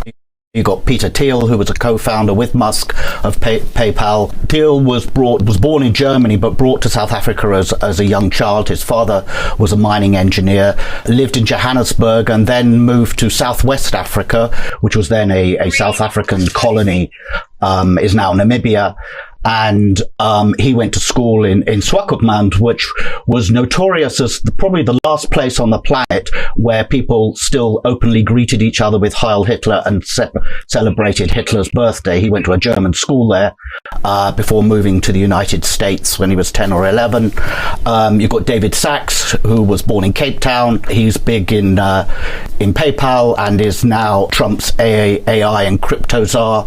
He moved to Tennessee as a relatively young child, but grew up in the white South African diaspora there.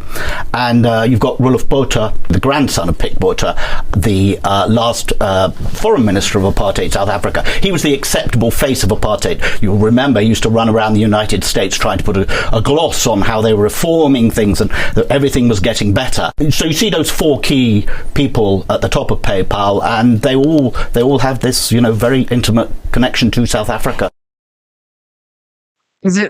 Are we painting a picture here of what's taken over the United States? Of what Trump has us in bed with? Is it all becoming clear? Yeah, this is Democracy Now! You can look up Democracy Now! They have websites. They're across every platform. Democracy Now! Is great if you don't watch their videos, because it's politics but also history. I love huge fan of Democracy Now! If you don't know about them, check them out, because you can learn a lot. But yeah, this is why I have a degree in history. To understand what's happening now, you need to understand the past as well, right? Even though, yes, it's becoming more terrifying by the day, but this is the reality of what Trump has us all intertwined in. I've had this video for 3 days. I was going to play that so many times. I'm glad someone brought that up in the chat. I'm sorry I don't remember who actually brought up 1930s technocracy, but yeah, that just so you know why I'm always saying the scariest man is Peter Thiel. If you don't understand the history of South African apartheid, if you think the transatlantic slave, the horrors of what went on in South Africa. And just remember, Trump is doing this mass deportation, and now he's granted temporary protected status for white people from South Africa to come here. The Afrikaners, they're Dutch and Germans. That's who Elmo and Peter Thiel descend from. They're inviting them to migrate here while we kick out brown and black immigrants. Yay! Sorry, I know this is really it's a lot. It's a lot, but it's good for us to learn. It's so much. Happy Friday, everyone. Keep tapping the screen. We're doing an amazing job. We made it to 200K. Let's keep going. By 3 o'clock, we should be at 300K. Love you guys. You can do it. If you would like to support me, TikTok's back in the App Store. I'm trying to build my subscriptions back up since I lost them. Please subscribe, or this is Cash App and Venmo. You can also subscribe on Twitch or get a membership on YouTube. I appreciate all your guys' support. And I think TikTok, Joe Rogan. I'm sorry. I think I'm 2 or 3 clips behind. States. Do you want to have Russia back to the G7, sir? I'd love to have him back. I think it was a mistake to throw him out. Look, it's not a question of liking Russia or not liking Russia. It was the G8. And, you know, I said, what are you doing? You guys, all you talk about is Russia, and they should be sitting at the table. I think Putin would love to be back. Obama and a couple of other people made a mistake, and they got Russia out. It's very possible that if that was the G8, you wouldn't have had the problem with Ukraine. And if I was president, you definitely wouldn't have had the problem with Ukraine. Russia would have never attacked Ukraine. It was the G8. I mean, what are you talking? Like, what in the world? How dumb do you have to be to believe Trump is smart? That's my new thing that I've been pondering at night as I lie in bed thinking about this horror show. You have to have the brain power of a wet mop at this point to believe these things.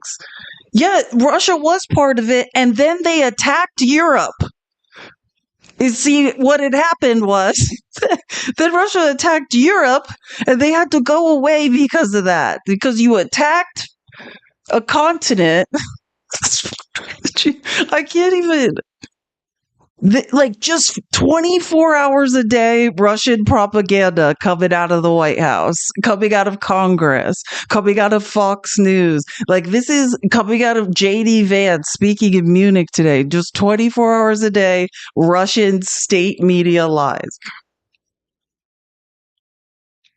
Them out of part of the G20. They kicked them out, of course, because they illegally annexed Crimea. I mean, how would you have responded if Russia invaded or took over? They took Crimea during Obama. 2014. They took, well, now they're looking to take the whole thing. Then they took a big chunk of land and people, as you know, during Bush. And now they're trying to take the whole thing during Biden. You know, the only one that didn't give them anything is Trump. They never took anything. So again, this is a complete lie, right? Like I've already I literally already had to fact check this once today already, but just know that this is not true, right? Incursion after incursion happened during his presidency. Russia was over and over again invading the Donbass.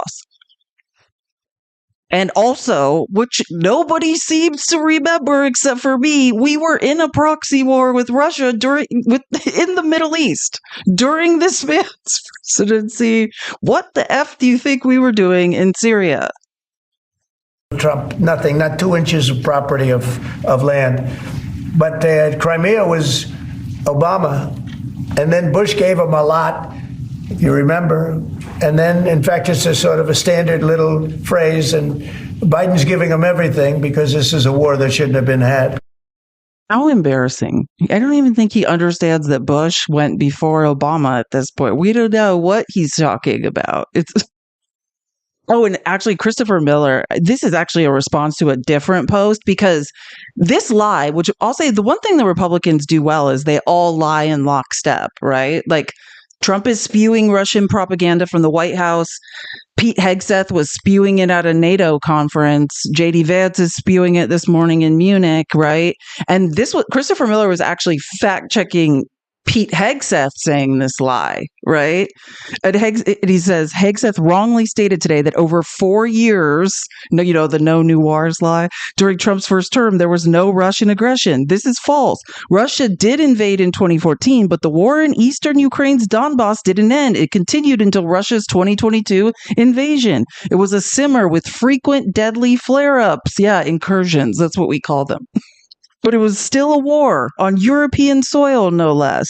And people were unalived and fighting during Trump's term. I won't list all of the many Russian attacks that occurred then, but one of the worst was at Adivika. I'm going to say I murdered it. I know. I apologize, Ukraine. In winter of 2017. Now let's all do math. Who was in charge in the winter of 2017? Oh, yes, it was Donald Trump. It's almost as if, and that's why if you voted for Trump, you should know he thinks you're an idiot. You should be personally insulted, not by me saying this, but by him. He truly believes that you're an idiot, that he can lie 24 hours a day and you can't figure it out. You should be mad at the constant, never-ending insults to your intelligence. see one giant summit with you, Xi Jinping, and Vladimir Putin? Yeah, I could see that. Let things calm down a little bit. You know, when I left, we had no Middle East problem. We had no Russia going into Ukraine. They never would have done it. Putin never would have done it. And I came back and we got like the whole world is blowing up. So when we straighten it all out, then I want to have one of the first meetings I want to have is with President Xi of China, President Putin of Russia. And I want to say, let's cut our military budget in half.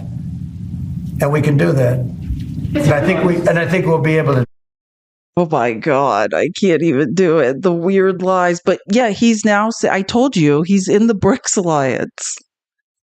Our biggest enemies, he's bending over backwards for, and is like, yeah, I'm just going to give them whatever they want, and then we don't need to worry about them anymore. That's what, I mean, I think that's what he's saying. And again, did you hear him saying there was nothing going on in the Middle East? Again, last time I checked, Syria was in the Middle East, and we were in a proxy war, among many other things that were going on in the Middle East during Trump's presidency. But that's why I'm saying 10 hours, like this man is selling our country out, or selling our country off bit by bit to authoritarian dictators, to technocrats, to oligarchs, to billionaires, to corporations, to lobbying groups. He's just quid pro quo from the White House 24 hours a day, gaslighting us, lying to us, spreading misinformation and disinformation, and insulting all of our intelligence.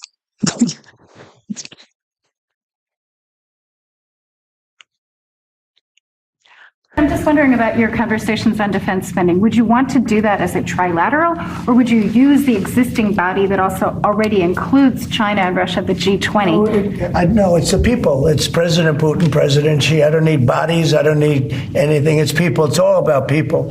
It's about relationship and people.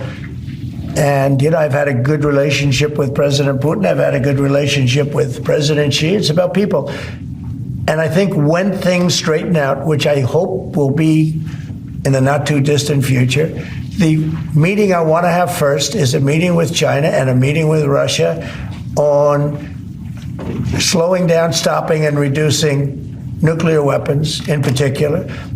I'm just wondering about your conversations on defense spending. Would you want to do that as a trilateral? Sorry, I couldn't, for some reason, I couldn't turn the clip off. It just kept playing. So I don't even know what to say about this, but yeah, this is just him selling out our country. And then he's like implying like he's going to talk to them, what, about nuclear disarmament? Like if he sells us out enough? Like, I don't even know.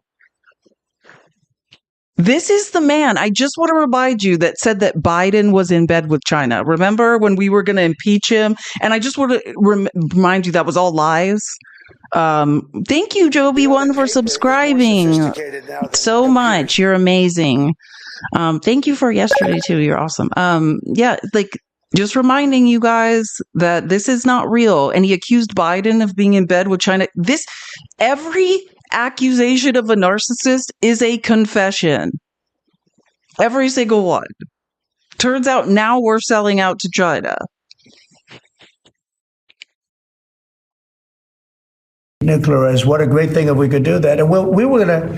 He really liked the idea, and so did I. And we had then called China, and China was very open to it. And then we called China, you guys. Dear God. And COVID hit, and then we had a rigged election. But now there was no rigged election. Now we have an election that was too big to rig. That's what my whole theme was, too big to rig. And they tried, but they didn't pull it off. And then Old Man River just wanders into more election lies. Like, do you know what I mean? We went from nuclear disarmament with China to, by the way, I just want to, again, let everyone know I'm insane. And again, Trump ran on this, the lie. Again, MAGA fooled again. Another lie that you guys were fooled by about non-citizens voting and registering to vote. I showed you the most disturbing clip. Oh man, maybe I need to pull it out. Maybe we need to remind MAGA how hard it is for them to find the truth, right? And then the Heritage Foundation tracks that, which I've probably reminded everyone 3 times this week. Since 2002, there's been less than 100 attempts of non-citizens, not just trying to vote, but trying to register to vote. That's a non-issue. Congratulations, fooled again. Do you guys want to see a video of... I'm going to show you guys something. I don't know if this will make you laugh. This also might horrify us. Wait, 1, 2, 3, 4. Okay, I'm just making sure. Remember where we are. It's kind of funny. It's also going to make you very angry, but it's also funny. I showed it yesterday. I was like showing yesterday. This is just a MAGA vote. These are the people that voted for Trump. I'm just showing you some people that voted for Trump and who were recently on CNN. Like, if you should be embarrassed if you're in this group of now than computers. If you're in the group of people with this woman, I just want to say thank you for subscribing, Julie. I appreciate you so much. You're amazing. Just saying, if you voted for Trump, this is the class of people you're in. This is where you're at. Voting is a privilege in this country, and you need to be legal, not like California, where 3 million illegals voted. Let's talk about that. I'm glad I brought that up, Allison. Me too, Paula. So where are you getting your information? From the media. Where else would we get? Some of it was CNN, I believe. CNN said that 3 million illegal people voted. Well, it was coming all across the media. All across. Well, CNN didn't do it, then they were being smart this time. Do you think that 3 million illegal people voted? I believe in California that there were illegals that voted. How many? I don't. To tell you the truth, nobody really knows that number. But do you think 3 dozen or do you think 3 million? I think there was a good amount because the president told people that they could vote, and it happened in Nashua. We caught some people that they went into Nashua and they said, the president said I can vote. I'm here illegally. Did you hear President Obama say that illegal people could vote? Yes, I did. I heard it this morning. Yes, I did hear it. Tell me, where? On you can find it, Google it. You can find it on Facebook. All right, hold on. I don't want to waste any more time, but anyway, I see where it came from, and it's Fox Business Network deceptively edited a clip of Barack Obama to argue that the president encouraged illegal immigrants to vote when in fact he had said nothing of the sort when you go back to the transcript. You, as you sit here today, think that... Oh, man, this is your class of people. Congratulations. This is the bucket of people you're in. Couldn't find their way out of a paper bag to save their life. This is you now. Where'd you hear it? Google it. I'm in a Facebook group that talks about flea markets and sells things out of our garage. We're also very active in voter fraud information. Congratulations. And white women, go get this. Go get your people. If we find a clip of a multiracial person doing it, I'll go talk to them. But someone needs to locate this woman and help her. We all need to be responsible for our own people.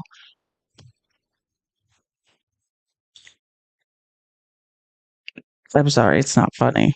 It's actually quite sad. But yeah, I mean, you don't want to be in this group of people that can't think, right? It's not a good look.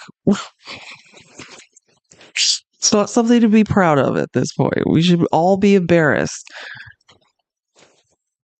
And I've been showing clips because I'm not saying everybody that voted for Trump is like that, but they're all seemingly in different levels. I mean, that's delusional lies, right? They were just fooled by complete lies. But then there's people in different levels of, oh, I didn't know that this was going to happen, or I didn't know this was going to happen to me, or whatever. But you all heard. I mean, I don't know, it's time. We can all turn around now and acknowledge reality. That's the great news, is the midterms are coming and we need to take back Congress so that somebody can do something about this man.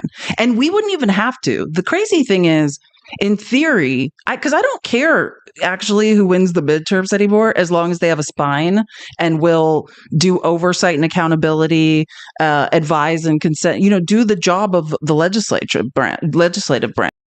Like they are supposed to impeach the president of the United States if he's committing crimes, if he's stealing from the American people, if he's violating the Impoundment Act and the Appropriations Act. These are all things that are the responsibility of the legislature. So they could be doing their job now. It's just that no Republicans have any spines. So, yeah, all we need are some people who are willing to do their job correctly in the midterms. Reciprocal tariffs, would you also direct agencies to study the impact they would have on prices in the U.S.? No, there's nothing to study. There's nothing to study. It's going to go well. The United States is going to become a very, very strong economically country. Yeah. An economically country. You guys, we're going to become a very strong economically country. Thank you for subscribing, Caffeinated Sloth. You are amazing. Appreciate you so much. Did I miss one? Okay, yeah, I got it. Thank you so much. We're going to be, and I just want to make sure you understand how horrible it was what you just heard. The Wall Street Journal, again, that's owned by Rupert Murdoch. This is not the liberal media. This is a Republican billionaire that has spent a lot of money helping Trump get elected. They're doing they came out with a report about the effects, economists who can forecast numbers, talking about the effects of reciprocal tariffs, like when Trump is constantly threatening and doing all this crazy stuff, and then other countries tariff us, how much that's going to hurt the American people, how much that's going to raise prices. And he was just asked, hey, can you please establish, get some economists to study how bad this could get? Because there's people coming out with reports about it. And he says, no. This is all part of the plan to lie to the American people, to hide data. We have this problem with women, right? The maternal mortality rate is rising. Women are unaliving during childbirth at one of the highest rates ever seen in America. And instead of saying we have a crisis, we need to declare an emergency, they're just hide the data. Hide it. We'll just lie to the American people. We should be a data-driven society. We should analyze data and make decisions and then make policies based on what that data tells us. Trump is trying to do the opposite. In the words of Ted Lieu, when you solve for the wrong problem, right? When the equation's not right in the first place, you're never going to fix a problem. Saw Robert F. Kennedy Jr. get confirmed. He's going to come in here and be sworn in. Mitch McConnell has now voted against several of your nominees. He voted against RFK Jr. as the next health secretary, citing conspiracy theories. If you want to know how crazy Trump is, I did this whole section yesterday where I was showing you guys about Mitch McConnell's no votes and saying, hey, the only guy with a spine in Congress had polio, which is ironic. You know what I mean?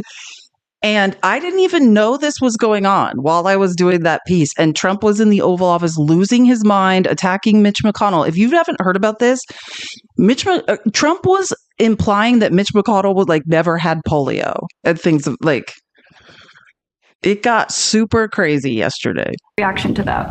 Well, I feel sorry for Mitch.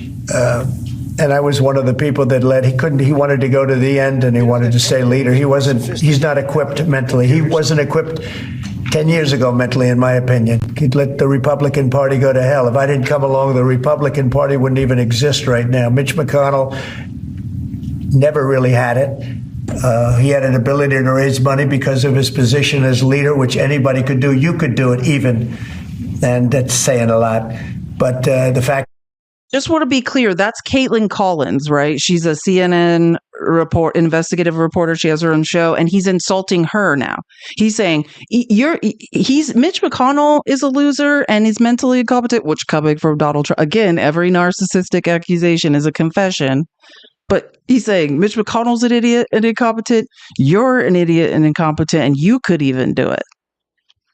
That's. Is that he raised money and he gave a lot of money to senators, and so he had a little loyalty based on the fact that as leader you could raise a lot of money. The senators would call me and they say, he wants to give me 25 million. Can I take it? I'd say, take the money. But he engendered a certain amount of, I don't even call it loyalty. He was able to get votes. But I was the one. All right. A lot there. The External Revenue Service, tariff.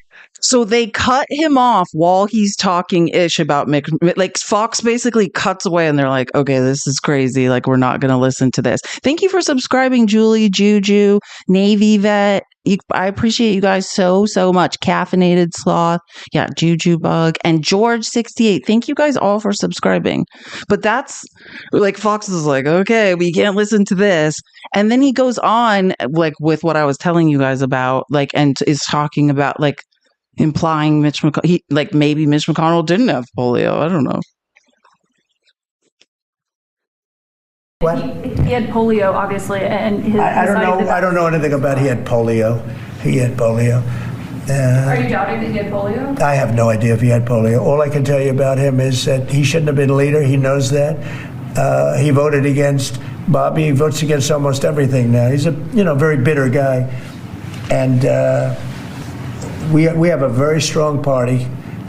And he's almost not even really a very powerful member. I'd say he's not he's lost his power, and it's affected his vote. And it's one of those things. But in the meantime, Bobby did great, got more votes than anybody thought, and I think he's going to do phenomenally, just phenomenally in that position. And everybody else likewise did well. Not only well, they got more votes than anybody thought. Yeah, that's true, Jared. Trump calling anyone bitter. Again, it's just a confession. No, the most bitter person ever to be in politics is you, Donald Trump. So it is very ironic. I guess maybe you are qualified to identify bitter people being the most bitter person that we've ever all been subjected to in our lives. Yeah, that's true. He probably is over qualified to identify bitterness. But I just want to be clear, like, Mitch McConnell, someone said, oh, so people aren't allowed to take money from Mitch McConnell without asking. No, people do take money from Mitch McConnell. Mitch McConnell, it is the job of anybody, right? If you're the majority, if you're the Speaker of the House or the minority leader, if whatever you're in charge, your job is fundraising. That was Mitch McConnell's job. And just to be clear, if they didn't like what Mitch McConnell had done and didn't respect him, Mitch McConnell decided to retire, by the way.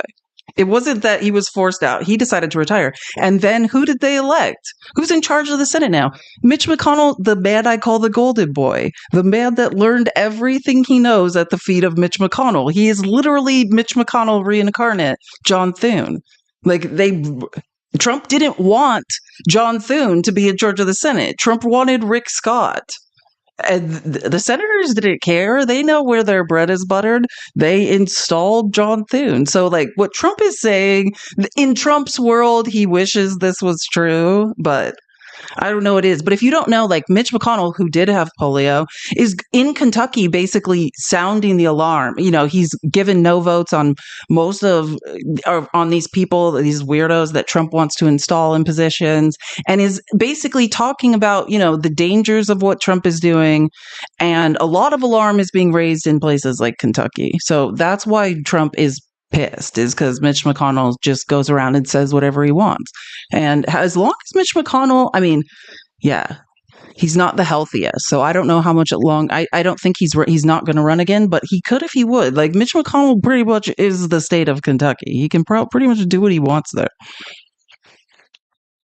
Oh, I agree with that, though. Yeah, and there's a recent article. You can Google this subject if you want to look it up. Sorry, I did it again. I'm talking about someone's comment. No one knows what I'm saying. Butter Beatty was saying, well, Mitch has no one to blame but himself. I 100% agree. After J6, Mitch could have got rid of Trump, right? If he would have backed that impeachment, Mitch McConnell, the reason we're in this situation is absolutely because of Mitch McConnell. But Mitch McConnell is a true YT nationalist, Christian nationalist, comes from a line of slave owners, like consolidating power with rich YT men is always what McConnell is on board with. You know what I mean? That's what I'd say. Mitch McConnell does what Mitch McConnell wants to do. And never forget, Mitch McConnell's horrible. He's horrible. But yeah, he could have stopped this all. Yeah, he is House of Cards. He is Kevin Spacey in House of Cards for sure. Oh, My God, no, this is some crazy. It's like, oh, how could this weird display of embarrassment and misinformation get any weirder?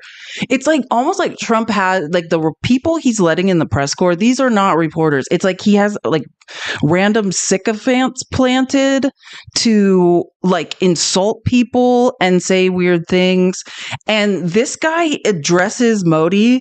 And Modi just won't even answer because this is just propaganda and lies and like some weird hero worship of Donald Trump. So Modi just doesn't answer, and Trump's like, "I'll answer." Like we should be ashamed. Friends, the people of America. All right, that's not this clip. It's this one. Sorry.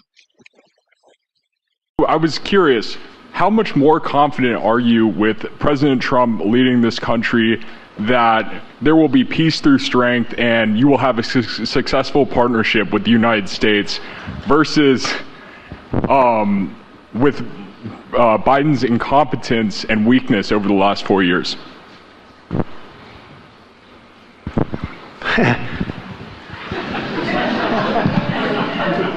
That's your question, but I'll answer it. I agree with you. Yeah, gross incompetence. Modi's just like, nope, like, what is going on? The TF kind of question is right. Exactly. And the man can't even speak. It's like he can't even get this is crazy. This is what's going on in the White House. Like, hey, there's this random guy planted to just like make up a lie, insult Biden. And like, it's so ridiculous at this point. Like, that's not even a question. And Modi just stands there like, yeah, no, not fielding that one. Like, I'm embarrassed to be part of America at this point. Sir, go ahead, please. Thank you, Mr. President. Thank you, Mr. Prime Minister. I have a question for you as well. But, Mr. President, you have suggested, with regards to the Russia-Ukraine war, you've suggested several things that Ukraine should give up. The idea of NATO membership, territory that was seized back in 2014 by Russia. What should Russia give up? Russia has gotten themselves into something that I think they wish they didn't. If I were president, it would not have happened. Absolutely would not have happened. And it didn't happen for 4 years. If you look at what has taken place under President Bush, they lost a lot. Under President Obama, they lost Crimea. Under Biden, it looks like they could lose the whole thing. Under Trump, they lost nothing. Ukraine lost nothing. He absolutely, thank you, U.S. David. He did not answer the question. So nothing. Russia has to give up nothing. The answer is nothing. Ukraine has to give up everything. Trump's saying they're going to cut Ukraine out of negotiations. Russia and the United States will decide the future. Europe's not going to be there. NATO's not going to be there. Zelensky's not going to be there. Russia gives up nothing. And then Trump goes off on that same tangent. That's the same, Russia, Bush, Putin invaded Russia or Ukraine under Bush and under Obama and under Biden, but not me, which we've already debunked twice today. So again, these replays are available on YouTube. If you don't know that is not true, then yeah, you can just go rewatch and learn about the lies. But yeah, this is yesterday in the White House. We're really doing this. People in India will naturally welcome your decision to extradite Thakur Rana to India back home. In that context, I'd like to ask you a question about, in last few years, we have seen several groups in the U.S. raising anti-India voice, calling about separation, terrorism activities in India. Do you think that should continue here in the U.S. as well? You're going to go louder. Mr. President, people in India would be welcoming your decision to extradite Thakur Rana to... I can't understand a word he's saying. It's not the... He says, I can't understand a word he said because this man has an Indian accent. I just want to be clear on what's happening right now. Trump can't understand what this man is saying because he's not speaking English in the way Trump is accustomed to hearing. Thank you for subscribing, Jay. You're amazing. Michelle, thank you so much for the $20 and the hearts. Happy Valentine's Day to you. Yeah, this is just a day of humiliation, misinformation, and disinformation yesterday. I don't even know what to say anymore. Today you spoke about hoping to have three-way talks with President Xi and President Putin. What would you say to European leaders and other allies who may be concerned that you're apparently more keen to speak to America's adversaries than to its allies? Thank you. Well, maybe I'll just go first on this one. We had some talks, and we told the European Union, we told the NATO people, largely they overlap, you have to pay more money because it's unfair what we're doing. We're doing a tremendous amount more. We're probably $200 billion more going into Ukraine. That's not true. And using for Ukraine to fight. And Europe has not really carried its weight in terms of the money. It's not equitable. And we want to see a counterbalance. We want to have them put up more money. They have to do that. At the same time, we had a very good conversation with President Putin yesterday, and we also had a very good conversation. I did in both cases, with President Zelensky. And I think we're going to be able to do something. I think we're going to be able to make a deal. And I hope so, because it's a horrible war. It's a very terrible, bloody war with 1.5 million soldiers at least already dead on the battlefield, lying all over the fields like nobody's ever seen anything like it certainly since the Second World War.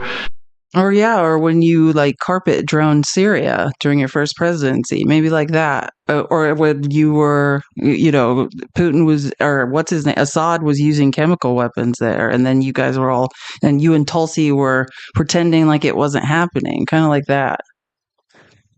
Maybe that was the same. But again, he's blaming Ukraine because they were invaded.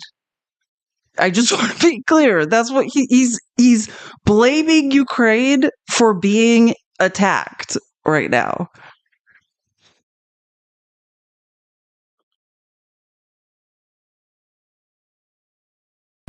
When you look at Ukraine and when you look at the mess that they're in, it's got to be ended and it's got to be stopped. Now, Russia's taken over a pretty big chunk of territory, and they also have said from day one, long before President Putin, they've said they cannot have Ukraine be in NATO. They said that very strongly. I actually think that was the thing that caused the start of the war. And that is 100% Russian propaganda and not true. Biden said it, and Zelensky said it, and I think that was one of the reasons, one of the starts of the war. But from long before Putin, they said you cannot have Ukraine going in any way into NATO. And I start from that standpoint. I think everybody knew that. Now, if a better deal can be negotiated, if they are able to make a deal where they can do that, that's fine with me. I really don't.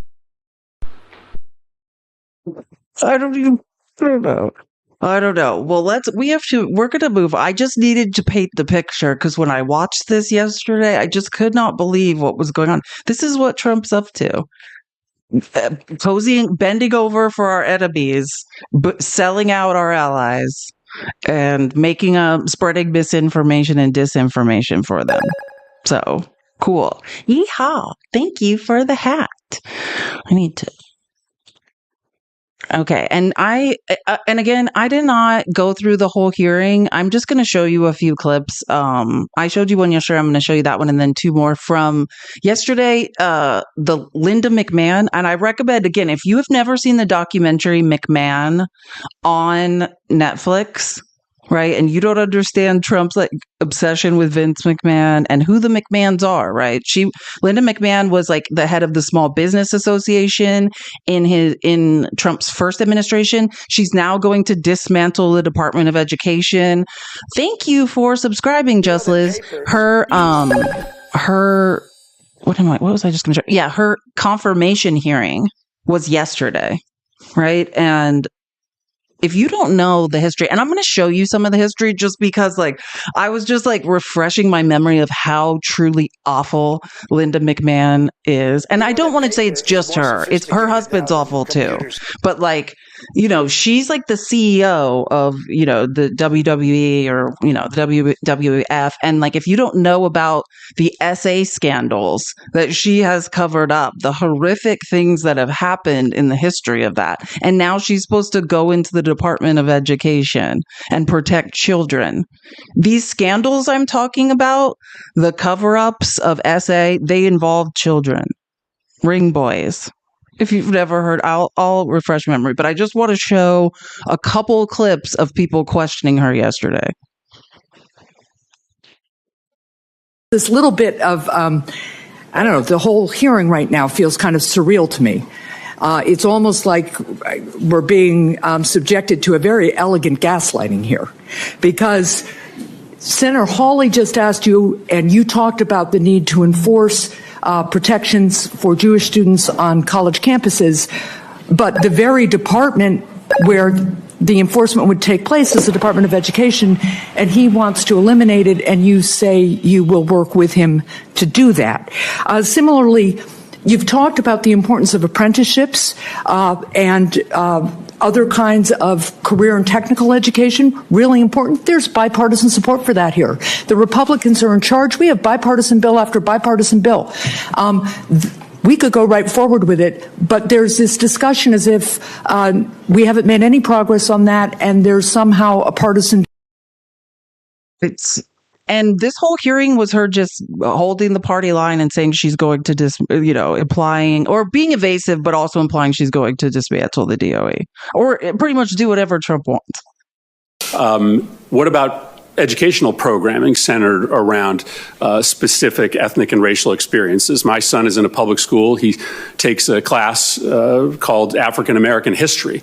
If you're running an African American history class, could you perhaps be in violation of this court order, of this executive order?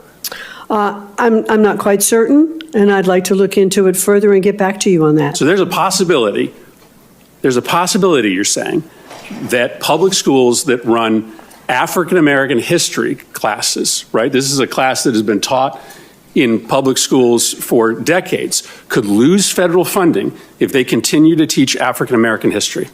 No, that's not what I'm saying. I'm saying that I would like to take a look at these programs and fully understand the breadth of the executive order and get back to you on that.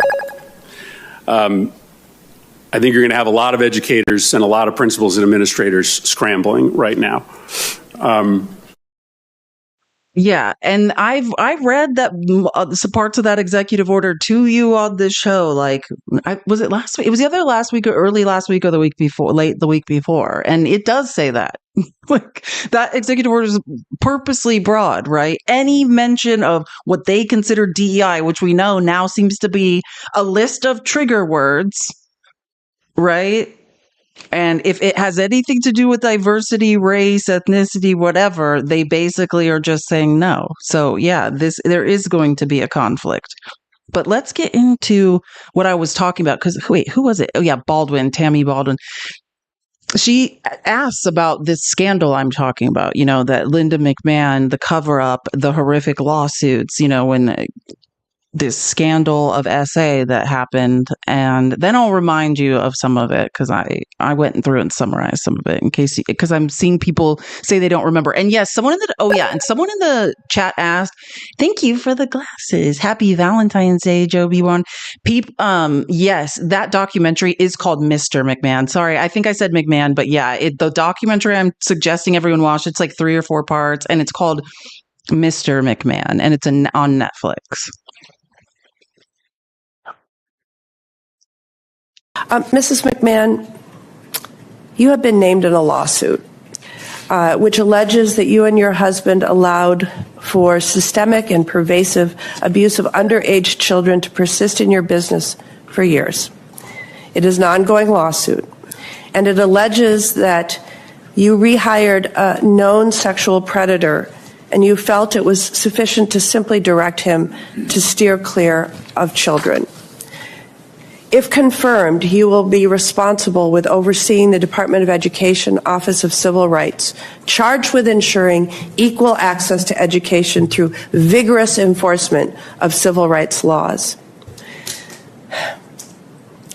I am so concerned about whether sexual assault survivors on campus can trust you to support them.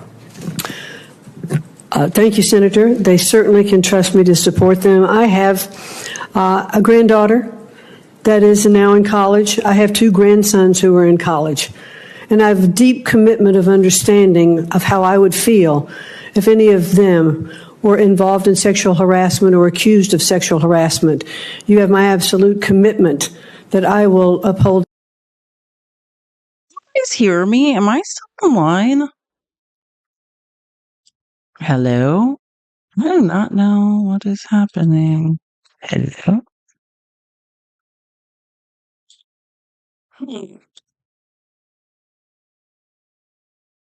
Hello? Am I still online? What the F is going on?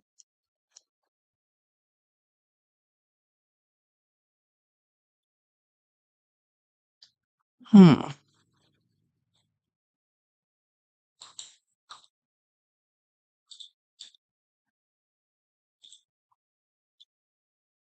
Can you guys hear me? Oh, you can hear me.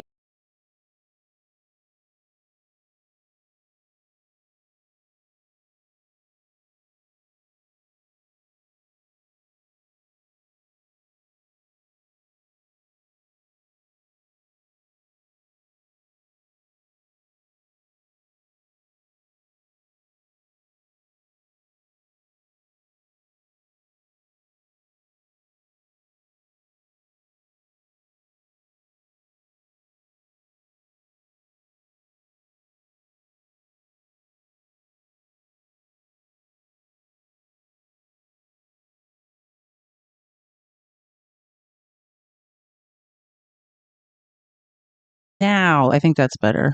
Can you guys hear me? Can you hear me now? Are we back? Hold on. Why now the chat is not in? Can you guys hear me now? Okay, yeah. I don't know what just I'm doing. God, you just play the truth about Linda McMahon. All of a sudden no one can hear you. Sorry, hold on. Let me reconnect.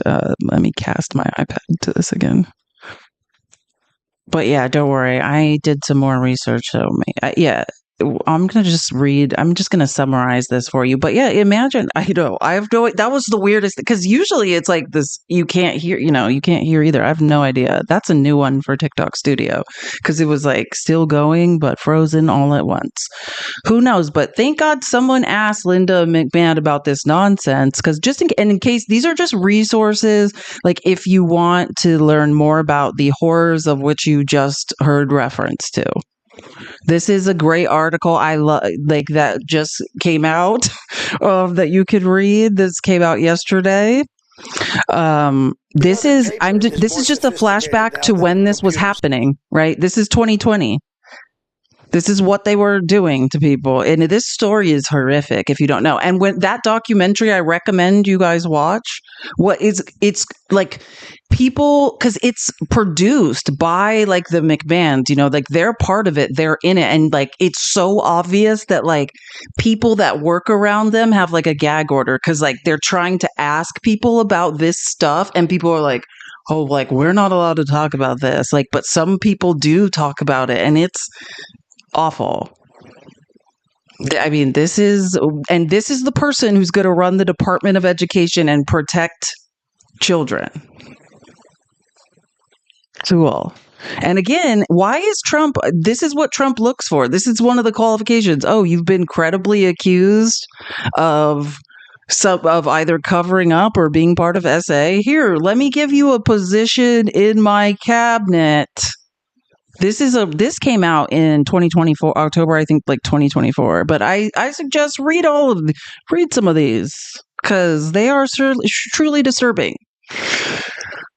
And I was just doing summaries, so I'm just going to try to read, like, I'm going to change some of the words here, but just to give you an idea, okay? Because I was just like summarizing some of the allegations and these lawsuits and things. So Mel Phillips, a WWE, then WWF ring announcer and head of ring assembly crew, was accused of essaying young boys, referred to as ring boys, who were hired to assist with setting up wrestling rings.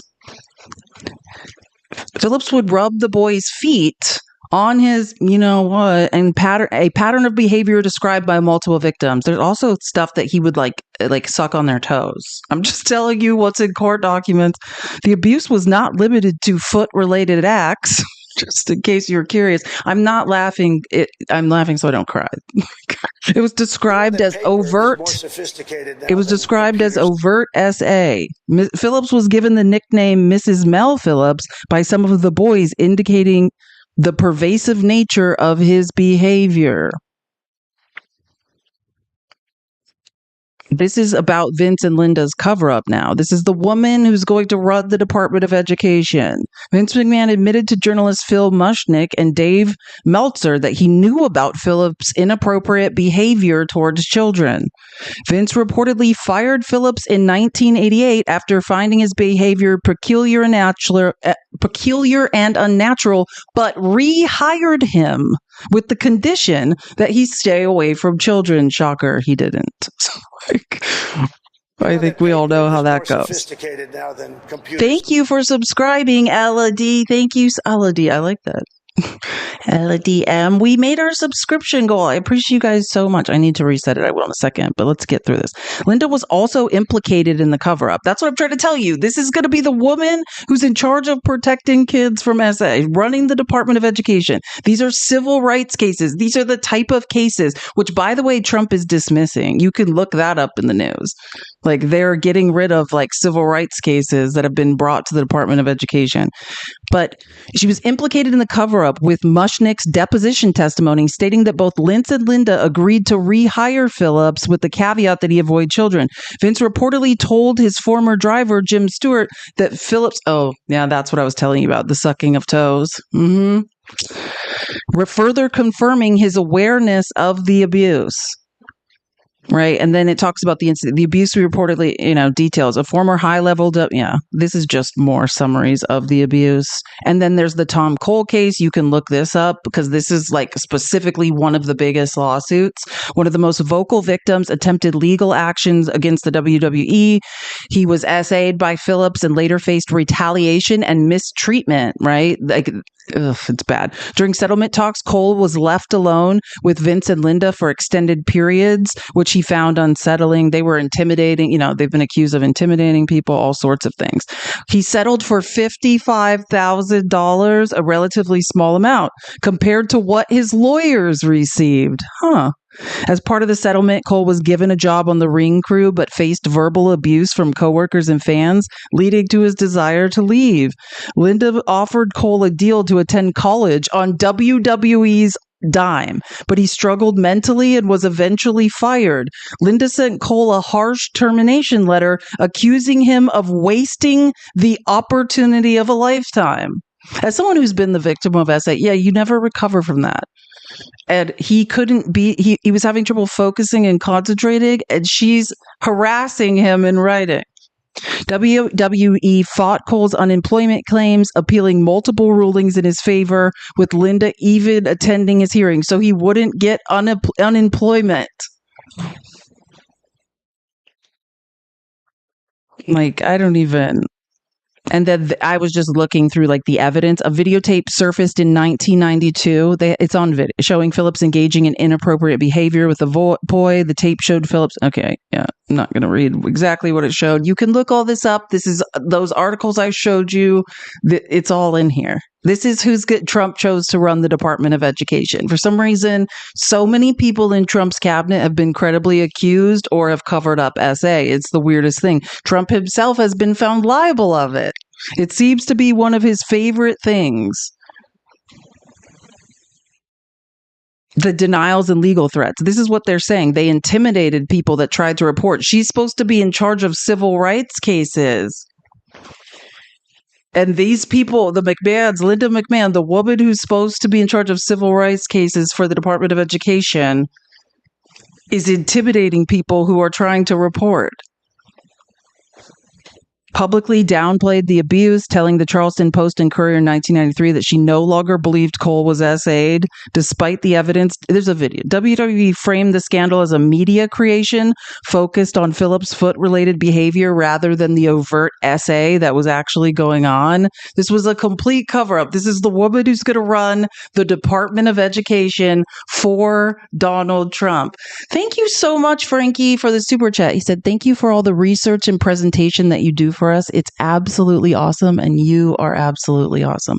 Thank you so much, Frankie. That is the nicest thing. I appreciate you so much. Thank you for the support. I know you should be sick, and everyone, your assignment is to watch that Mr. McMahon documentary, because you'll see, everyone should understand who Linda McMahon truly is, because it's gross. It's like, and this is who Trump chooses to put in charge of children's education. And I promised you guys, like, we should be very concerned about this, and that the Republicans in Congress have no spine and are just going to allow this to happen. They don't care. And you guys probably all know Jessica Craven on TikTok, but I'm just showing you now. This is her handle if you want to screenshot it, because I promised we would go over some videos about the budget. If you don't follow her at Jess Craven 101, just screenshot this and I'll show you the video. But I promised you guys to just talk about the budget, right? Like, Republicans are about to give the biggest tax cuts to corporations and billionaires. It's going to cost us money. And Jessica Craven made an amazing video that I found on X. But I mean, again, she's a TikTok creator, but I follow these awesome accounts that just, create or synthesize TikTok creators' videos. So I don't have to scroll through TikTok and find each one. So yeah, this is a great breakdown of how this insane what am I trying to say? Reconciliation bill. That's what I'm trying to say, is going to bankrupt the American government and hurt middle class and poor people in America. You guys, House Republicans just decided what their budget proposal bill is going to be, and I just finished reading the details.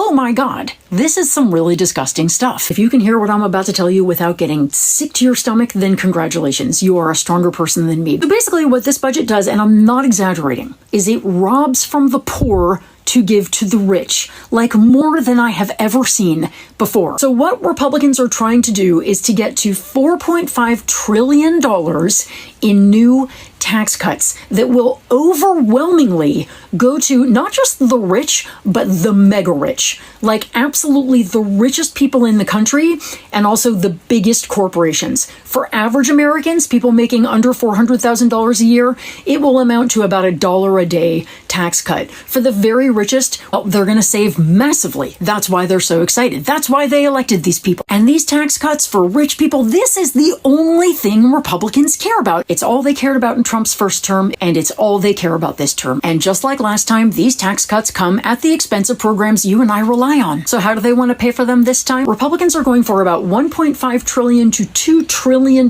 in cuts. Exactly where are these cuts going to come from? I'm going to tell you. And we know quite specifically because they have to spell out exactly which committees are going to be finding the cuts, and we can use that like a breadcrumb trail to figure out what cuts they plan on making. So the biggest one first, they have instructed the Energy and Commerce Committee to find $880 billion in cuts. Guess what that committee is in charge of? Medicaid. They are planning on making that many cuts to Medicaid. They're not going to call them cuts. They're going to call them work requirements and per capita limits. But the effect will be millions of Americans forced off of Medicaid. This might be a good time to point out that half of the children in the United States get their health insurance from Medicaid. Half of the children. It's okay though. Wait, correct me if I'm wrong. I thought Republicans loved women and children. Oh no, that's not right. Right? They just want to they just want to take women's control of their bodies away. But F the kids, right? What's their board? F the kids. They don't need health insurance because rich people need tax breaks. Like, conservatives are giant effing hypocrites. Of every 5 births in the country is funded by Medicaid. So kids are the group that benefit the most from Medicaid, followed closely by the elderly and then veterans. But it gets worse. Next, they're telling the Agriculture Committee to cut $230 billion from their budget. Republicans on that committee have said that their top priority is to cut SNAP funding. That's Supplemental Nutritional Assistance Program that helps to feed 40 million of the most impoverished Americans. I'm sorry. And that's why you heard RFK being like, oh, we shouldn't be funding SNAP because the food's poison anyways. They're already teeing this all up. It's in their budget that they're just putting out. They're going to cut SNAP.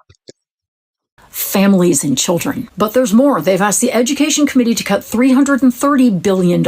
And this committee has floated hiking student aid payments and getting rid of grants. And in fact, if you have student loan debt, I am sorry to tell you that under this plan, your payments will go up about $200 a month. But there's more. The budget also ends the tax credits for the Affordable Care Act. This would raise premiums for more than 20 million people and leave 4 million people uninsured. Oh, and Republicans also want to overturn all of the green tax credit provisions because, you know, they don't like creating all of those jobs in Republican districts while also cleaning the air and water, I guess. But lest you think Republicans were stingy with everyone in this budget, they weren't. They allocated $200 billion to their anti-immigrant agenda. Homeland Security will get $90 billion for deportations. And of course, the Department of Justice will get $110 billion for detention and criminalization. So that's it. $90 billion to crash our economy more, because we know that mass deportations are only hurting our own economy, to make prices soar, to create more job loss. I mean, more jobs that we have nobody to do. To literally crash our own economy. This is real life. That's the plan. Absolutely stick it to poor people and working Americans in order to give the richest people and giant corporations more tax cuts when they already pay barely any taxes at all. So if Republicans get their way, we're looking at seniors and babies thrown off of Medicaid, groceries unaffordable for millions of families with babies and young children, a huge hike in student debt payments, and healthcare being ripped away from tens of millions of Americans, which not only means medical debt, death, sickness. It also means rural hospitals shutting down all across the country. I'm going to close by saying what Americans for Tax Fairness said when they posted about this morning. They wrote, all told, this bill would amount to one of the largest transfers of wealth from working people to those at the top in our nation's history. What is important is that's the point. All of this other stuff is a distraction from these huge transfers of wealth. Since Reagan, right, we know wealth has not been transferred to the middle class. All that has happened are huge transfers of wealth. The last largest transfer of wealth happened during the pandemic, and they go straight to the top of the economy. This is the point. We are about to be robbed while we all sit here and watch. Truly. And someone asked, here's her handle. It's at Jessica Craven 101. She's amazing. If you don't follow her, Jessica Craven's awesome. It's right there on the bottom. You can screenshot it. But yeah, you can also just search Jessica Craven and it'll come up on TikTok. She's pretty big deal. Love her. So she's great at educating, explains things clearly and concisely. Love Jessica Craven. But yeah, I mean, that's what we're dealing with. We are about to be robbed in a reconciliation bill we can do nothing about. And I actually want to show you something because, I do like to show a couple of these, MAGA people crying because they realized this. Oopsies. What am I doing here? I didn't mean to do that. Hold on. Oopsies. MAGA people crying because they're like, oh, I didn't know that. I thought that we were just going to hurt brown people. I wasn't aware that I didn't know I was going to be affected by all of this. No one told me that. Well, this is all I see now on X or people with these compilation videos. And some of these the end of these, I've showed these, the full videos of these throughout the week, but this first one is just, this is a woman realizing she's not going to get SNAP anymore who voted for Trump. Have you guys seen this? Somebody to tell me they're lying right now because what the do you mean that I'm not going to get my SNAP benefits? What the do you mean? We are possibly going to lose our farm if NRCS doesn't hold up their contract with us on the EQIP program. Because of the executive orders, there's a pause or a freeze on the funding, and they're not able to pay out on the stuff that we completed or anything going forward. Beyond betrayed. They used us during the campaign. The elected officials from the Republican Party, they actually told us that it was not going to touch the documented people. I mean, you're an educator. You didn't vote for Trump eliminating federal funds. No. I did not vote for that. I do not think that's what the voters want. If we have federal cuts, then that's going to mean bigger classroom sizes. I would lose teachers, first and foremost. It's devastating. These people are, I mean, I've showed you this clip because as a former teacher, these people, oh God, that's quite a screen freeze right there. God. Yeah, but that's kind of how I see her. Like, if you don't know this whole video, I've played it 2 times this week, right? This was done. Oh my God, now I'm forgetting. It's either CNN or CBS, one of the two. But these are teachers in rural Kentucky, white, poor areas, like the eastern Kentucky, who are in absolute shock that their children, like I talk about how I taught at a school like this. I did my student teaching at a school where I knew if my kids didn't get that muffin and a carton of milk for breakfast, they weren't eating. If they missed lunch, they probably weren't eating until the next day for breakfast again. And that's what these people are saying in this expose. These teachers are like, oh, we voted for Trump, but we didn't think it was going to hurt us. And the saddest part is who's going to be hurt are these children. Truly, that's the sickest part is now these people are like, oh, I didn't know. I honestly don't know how you can be a school administrator as someone who worked at an underprivileged school, because every dollar per student, you're just applying for grant money to the Department of Education, and trying to get extra dollars here, extra dollars there for your students. So how this woman could vote for Trump, knowing what it's like to fund an underprivileged school, and somehow say she had no idea. It reminds me of that video I showed you guys 2 or 3 weeks ago, or it was an expose in Texas. Basically this white high school teacher called ICE and said basically oh, there's a bunch of kids at this high school that don't speak English. You need to come and investigate. That's what it reminds me of. It's giving, oh, I didn't think it was going to be my kids. You know what I mean? It's just, it's hard to feel sorry for anyone at this point. But the problem is the true people who are going to suffer. We heard Jessica Craven talking about it. Our children, our elderly people, our disabled people, our sick people are the defenseless among us. It just makes me sick to my stomach. I thought this was really interesting. I'm just going to show you guys now, and you could screenshot it. This is his screenshot. I just found this creator again on one of these accounts that posts really good TikTok videos. So I didn't know who he was before today. If you want to screenshot it now. Don't ask me later. But this is a really interesting video. So that's why I'm showing you, because I think you're going to want to follow him after this. Because if he's making videos like this, then highly recommend. I just like people who can, just analyze numbers in different ways. And this is kind of a different way to look at what is happening. These tax cuts for the rich that are going to hurt us all. $13,200.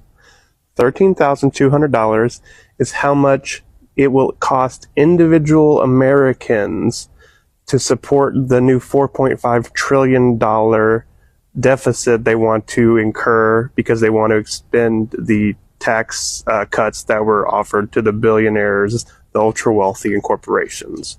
What's up, y'all? I'm David. I'm a data analyst. I dig into the data and I make numbers accessible for everybody.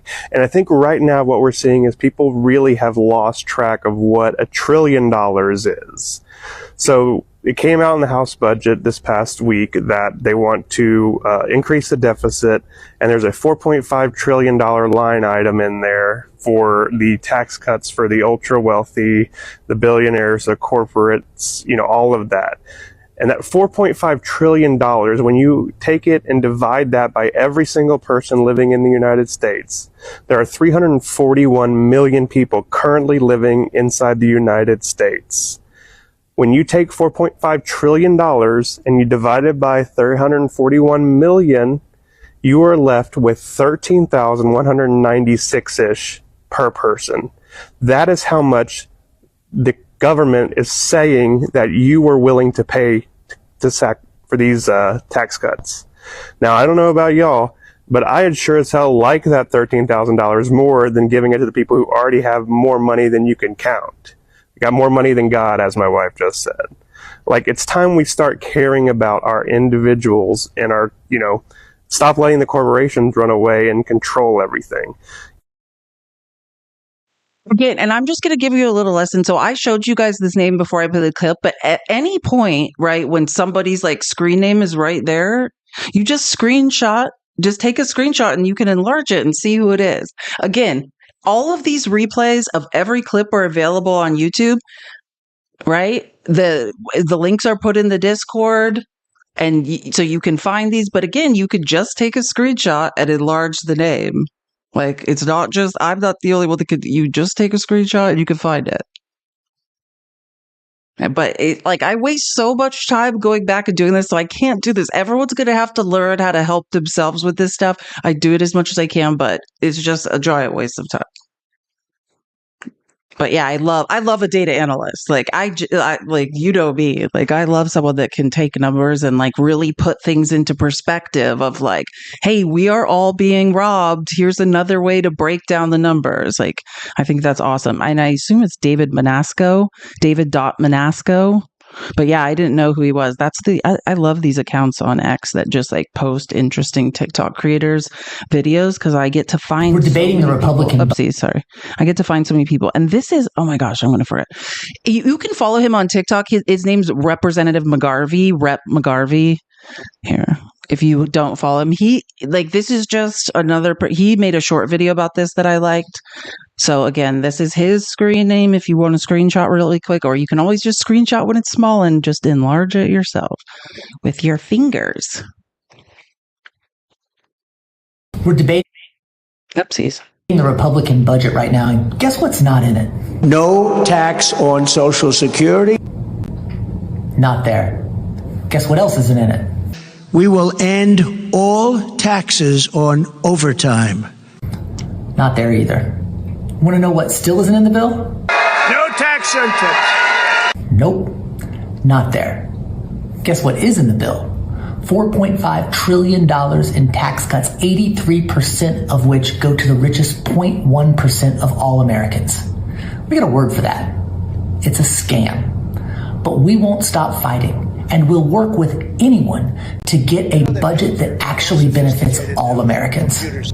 We're debating the Republican budget right now, and guess what's not in I don't know why. Sorry, it's a little bit delayed. Thank you for subscribing, Nora June. I appreciate you so much. Yeah, this is Rep McGarvey. That's his name. He's great. And think about that. Again, do you know back before I had to retire from debating due to the lack of mental stimulation of having conversations with MAGA on this app, how many times I would be debating an uninformed weirdo who would tell me, no tax on tips. Well, he's going to cap interest rates on credit cards. Well, here comes no tax on overtime. Meanwhile, all the Trump judges are attacking all of the things that Biden did to help with overtime pay. He's decimating the Labor Relations Board. He's praising Elon Musk in Twitter Spaces for being a union buster. And these people truly believed there was going to be no tax on overtime. They cut the regulations for even a qualifying for overtime. Thank you for all the subs. You know that paper is more sophisticated now than W. Cameron, who subscribed, who gave me all these subs. It's hard to see in real time. Thank you so much for whoever bought these subs. Who bought them? Can someone tell me so I know? Adita, Lulu, Yolanda, Johnny? Was it Johnny? Joby Wan. Thank you, Joby. You're amazing. This is awesome. I know it's hard for me to tell because I could tell they're being gifted, but I can't. Thank you, Joby Wan. But it's if you could see what TikTok Studio looks like, just don't blame me. It's hard to tell what's going on. I have 20,000 things happening. But yeah, all of the actual things he ran on. No tax on tips. Oh, no tax, no tax on overtime. He's made it harder for people to qualify for overtime. He's done the opposite. Meanwhile, the rich are going to get richer in one of the literal largest transfers of wealth ever put on paper in Congress. And we still have to, and I have to watch MAGA on X be like, oh, he's going to do what he said. Just give us some time. So they're still doing that on X too. Oh, we just got to let Elon do his work. Like, it's going to be okay, you guys. And then, like, think about it. Like, let me give you an example, like this video or the Jess Craven video I just showed you. If you go on X and look at MAGA's comments underneath, so imagine or the same thing with that data analyst, David Manasco I just showed you. Like, if you look at the comments, it is literally MAGA being like, cry harder. Okay, let me just get this straight. Somebody is, because you clearly can't do math. None of you can make sense of find your way out of a paper bag. So somebody has taken the time to make a video explaining to you that you're being robbed. And by who? Helping you follow the money, and because you can't do it on your own, and you're in cognitive dissonance, and they're explaining to you, hey, here's where your money's going. Here's how this transfer of wealth is going to happen. You might want to look into this. And then MAGA's response is, cry harder. It's like they want to be robbed. They literally want to be robbed. I don't know what to tell these people at this point. Trump has let them down on every single promise. And they're just like, 2 weeks. 2 weeks, you guys. Everything's going to change in 2 weeks. Unless you're an authoritarian dictator, an enemy of the United States, a billionaire, a technocrat, American corporation. Unless you are one of these privileged groups, Trump is not doing anything for you. I know, exactly. Who said that? Gigi, yeah. These people want to learn the hard way. I'm just very it's just hard for me because they're dragging us all down. And then, like I said, like Jessica Craven showed, and unfortunately, it's the elderly, it's children, it's the disabled, it's people that need IEPs in schools. It's all these defenseless groups. Meanwhile, they're just like, it'll be okay. Trump's going to get to it. It's fine. Remember that video I showed you of the guy who was like, I know you didn't mean to take my wife's job at the VA. It's like an open letter to Trump and Ted Cruz being like, we already sold our house and like my wife was supposed to start her job at the VA, but now it's not happening. And like, President Trump, Ted Cruz, I know you didn't mean it. Like, I wonder if that lady started her job. And I'm sure you guys have seen it. And like when I find them, because I didn't have time to screenshot of them, but yeah, a lot of specifically the horrors of this bill are like veterans benefits and stuff are being decimated. Like when Trump is talking about cutting the military budget, I just want you to know he's not talking about weapons. He's talking about like the benefits for veterans. Like the only thing that we should actually be paying for, he's going to take away. Yeah. Oh, yeah. They're firing VA workers in droves. Oh, yeah. I mean, yeah. Since that judge said like the buyouts could proceed and all that. Yeah. They've just been doing conference calls, firing people. Yeah. So it's an absolute disaster. I mean, not that MAGA cares. MAGA will just blame, cry harder, liberals. Cry harder because we can do math and we can read and we're just reading what the Republicans are going to do to all of us. That's not crying. That's being intelligent. And let's get our Chris Murphy fix for the day. He made a really good video following the money, like of what Elmo is up to in Doge and released it this morning. I feel like I just check Chris Murphy's X profile like every morning to see what he's up to because he's doing a great job. I want to walk you through the agencies that Doge has targeted from the outset because it tells you a story that is not about cutting government waste, a story that's about making Elon Musk rich. Okay, let me walk you through this. The 4 agencies that Doge goes after first. are the CFPB, the Consumer Protection Bureau. Musk needs to destroy that agency. Why? Because he wants to set up a new global payment app on Twitter. And the only agency out there that would make sure that consumers are protected from abuses by a global payment app on Twitter, the CFPB. Second agency he goes after is the NLRB. That's the National Labor Relations Board. Why does he go after the NLRB? Because the NLRB right now has 20 open cases against Tesla for union busting. The NLRB doesn't exist functionally any longer. And guess what? The union buster elbow. The MAGA, you believed that these people were going to give you free overtime. They're busting unions. And part of these cases we're talking about are about overtime. They wanted to be paid overtime. They were being overworked. And Elmo just fired them all. Nobody can hold Elon Musk to account when he tries to destroy efforts by his workers to organize. The third, USAID. He destroys USAID. Why does that matter? Because the number one country that benefits from the USAID being destroyed is China. Where does Musk make all of his cars? China. Where does he have a half a dozen outstanding regulatory issues? China. China's really happy about the destruction of USAID, willing to do Musk more favors. And finally, he goes after the Treasury Department. He's got access to the entire Department of Treasury payments system. That's really convenient for somebody that wants to build this global payment app.